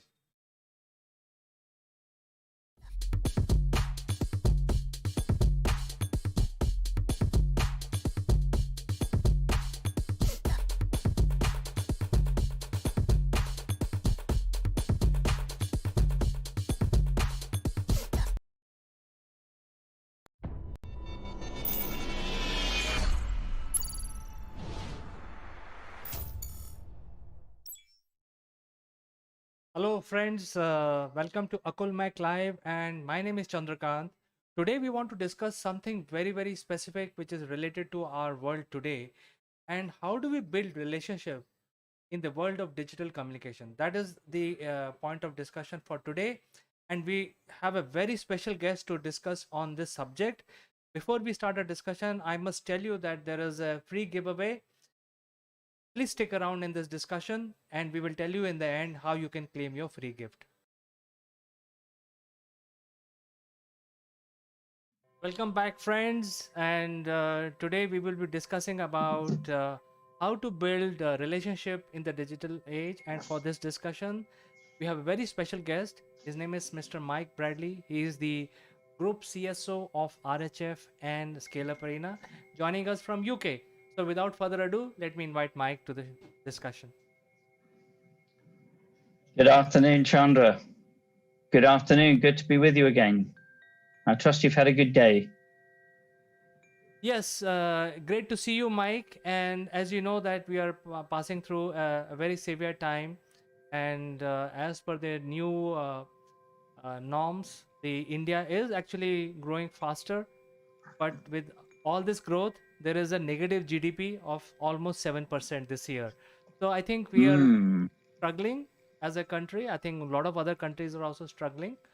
Yep. So I think it's very important to build a digital relationship to continue survivability of business. So I think your opinion on this subject is very, very vital. Thank you very much. Yeah, I think, here we are as a testament to the new style of digital communication, Chandra, because over the course of the recent months, we've developed an ongoing connection and relationship without actually, unfortunately, having been able to share a mango lassi and a curry together in Delhi or in London or the south coast of England. So I think this demonstrates that actually you can build connections on a global level with people that you've not met before. And although in time past it would have been nice to have met face to face and develop the relationship and start the relationship that way, we're now in a new era where that isn't necessarily always the case. And what a good job it is, because otherwise I think the world would have collapsed economically probably, 15 months ago? Well, I think there are some industries which are very badly hit, especially in the manufacturing side, on the hospitality, and also the transportation, travel and tourism. They are very badly hit. So I think these guys have to reinvent new ways of, generating revenue, which is Yes. also happening because human ingenuity is also working. But I think what more can be done is something that we would like to hear from you, and also based on your global interaction, what are the best practices that people can follow in order to build digital relationships? Yeah, well, one of the things I think is very important, and I've worked with digital comms for many years. I was 15 years ago, I was helping to sell out this newfangled audio and web conferencing opportunity, and at the time, people were actually scared of digital, and in some industries that was happening 18 months ago. Of course, being from a tech background, it's something I adopted, and I first was involved with online communications back in 1998 with video conferencing. Things have come on a long way since that. We're now all able and easily able to interact with each other on a digital mechanism, see each other without the old video conferencing. Phased speaking and jumbled words, etc. Our biggest challenges these days are probably the cables in the ground, which are still sort of running at 1990 bandwidth, haven't quite kept up with multimedia. However, I think the essential part of any sort of communication is the interpersonal aspect. So I think the first rule of, if you like, digital communication is be yourself, relax, and be yourself, because ultimately people are trying to make an assessment of you, and originally that would have been, how weak is your handshake, or do they interact with me, do they look at me when they're talking, do they look out like this. Those same aspects apply online, and whatever made you trustworthy, convincing, credible in an offline basis also has to now be conveyed, but in a digital way. And for a lot of us, that's a new thing, okay? But it's still all about, what is it about you? What's your personal branding? I happen to have a terrible sense of humor, being English. So, humor is part of it for me. The ability to smile, the ability to be interested in the other person. These are all offline and online skills. Just because you're online doesn't mean you have to sit there like you're a television presenter or presenting the news. It's all about creating the animation, creating the rapport, the empathy, just as you would in a face-to-face meeting. Well, I think it's a very important sermon that you have given. I'm using this as a sermon because it's literally a sermon, simply because I think there is a new skill requirement right now for everyone. You can be very senior in the industry, but if you don't have digital skills, you will not be able to build a relationship. So I would like you to also tell our viewers, what are these special skills required now in order to build relationships? Well, I think one of them is definitely empathy. Any relationship, you need to build empathy, and maybe some of us, and I think the mechanism for that is changing. In our generation, should I say, Chandra, we were brought up to play and to interact in the physical realm. Possibly the millennials of the world, and this is very controversial, I'm sure you'll get inundated with complaints, but millennials weren't brought up to interact in the same way we did. Their interaction was done on one of these sort of like, you can't see it, but with one of these mobiles, mobiles and online. You interact with people you've never met. And in a sense, maybe that's a bit of an advantage because they're used to this sort of environment. And maybe it's our generation that struggled to adopt this new technology more than others. But there's still the same skill of trying to actually interact and build positive rapport with people. And I think it's very much, again, so the first thing is empathy. The important thing to build empathy is you need to have a positive communication. If you actually end up being negative, non-supportive, derogatory, dare I say, rude, disrespectful, those things do not build any sort of rapport, whether online or offline. So it's got to be about positive. I'm very much a believer in the fact that, if you want to get a positive environment going, you've got to create that environment, whether that be an online environment or in a meeting room or in a coffee shop. You've got to create positivity. If you're, unless of course you're in a debate, and in a debate, maybe you're, like I did, make my statement about millennials, but I did also say they might have an advantage. Within a debate, I think you've got to be able to make a statement that generates thought, challenges current thinking, groupthink. And of course, in this day and age, you've also got to be very careful in that, because there's a chance that you could be labeled incorrectly based on something taken out of context. One of my old school friends made a had gone on a walk on our local, a bit further along the coast than this, and found a really nice location. And he put a picture on Facebook and made a statement like, "This is a great place to come, secret place. There's not many people here, etc." I replied and said, "Yeah, that looks great. Where is it?" So what did he say? He used the colloquial term, "Well, if I told you, I'd have to kill you." Now, when he said that, we know that's just a term that people use. Say, "Oh, if I tell you the secret, I'd have to kill you." That's just a friendly sort of thing. But of course, Facebook called that out and actually stopped him for 24 hours posting things on Facebook. But actually, it wasn't meant as "I'm going to kill you."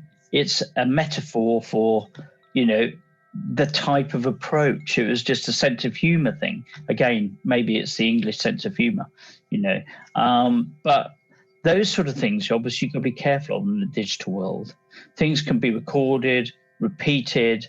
I think there was even a cricketer, in India, you love your cricket. There was an English cricketer who did a very good batting job against New Zealand. I think it was at Lord's yesterday. And apparently, years ago, he tweeted something and he was actually having to call it out and apologize 8 years later for something he said in his early teens at the tweet. So, the impact of digital communication is phenomenal. The reach is phenomenal. The potential is phenomenal. But the potential is phenomenal from a good and a bad side. So I think it's always got to be empathetic. It's always got to be positive. But you've got to be very aware that what you're trying to do and what you're going to say is a bit like putting on the front page of the India Times. Once it's there forever. And unfortunately, people don't always want to look at things from a positive light. So we've got to be, and I think we venture into a very serious area if we start to say, "Oh, this particular regular phrase can be misinterpreted and taken literally," because, if you say the wrong word, you can get lambasted for it, even if it's quoted out of context. So I think we've got to be very careful to guard our freedoms, but use it wisely. Do you agree? Yes, I fully agree with you. In fact, the digital skill is a completely new skill, and many people don't have it. They sometimes overdo it or sometimes underdo it. They don't. There is no balance in the communication. And you made a No. very important point. Whatever you say. In fact, there is a saying in India that if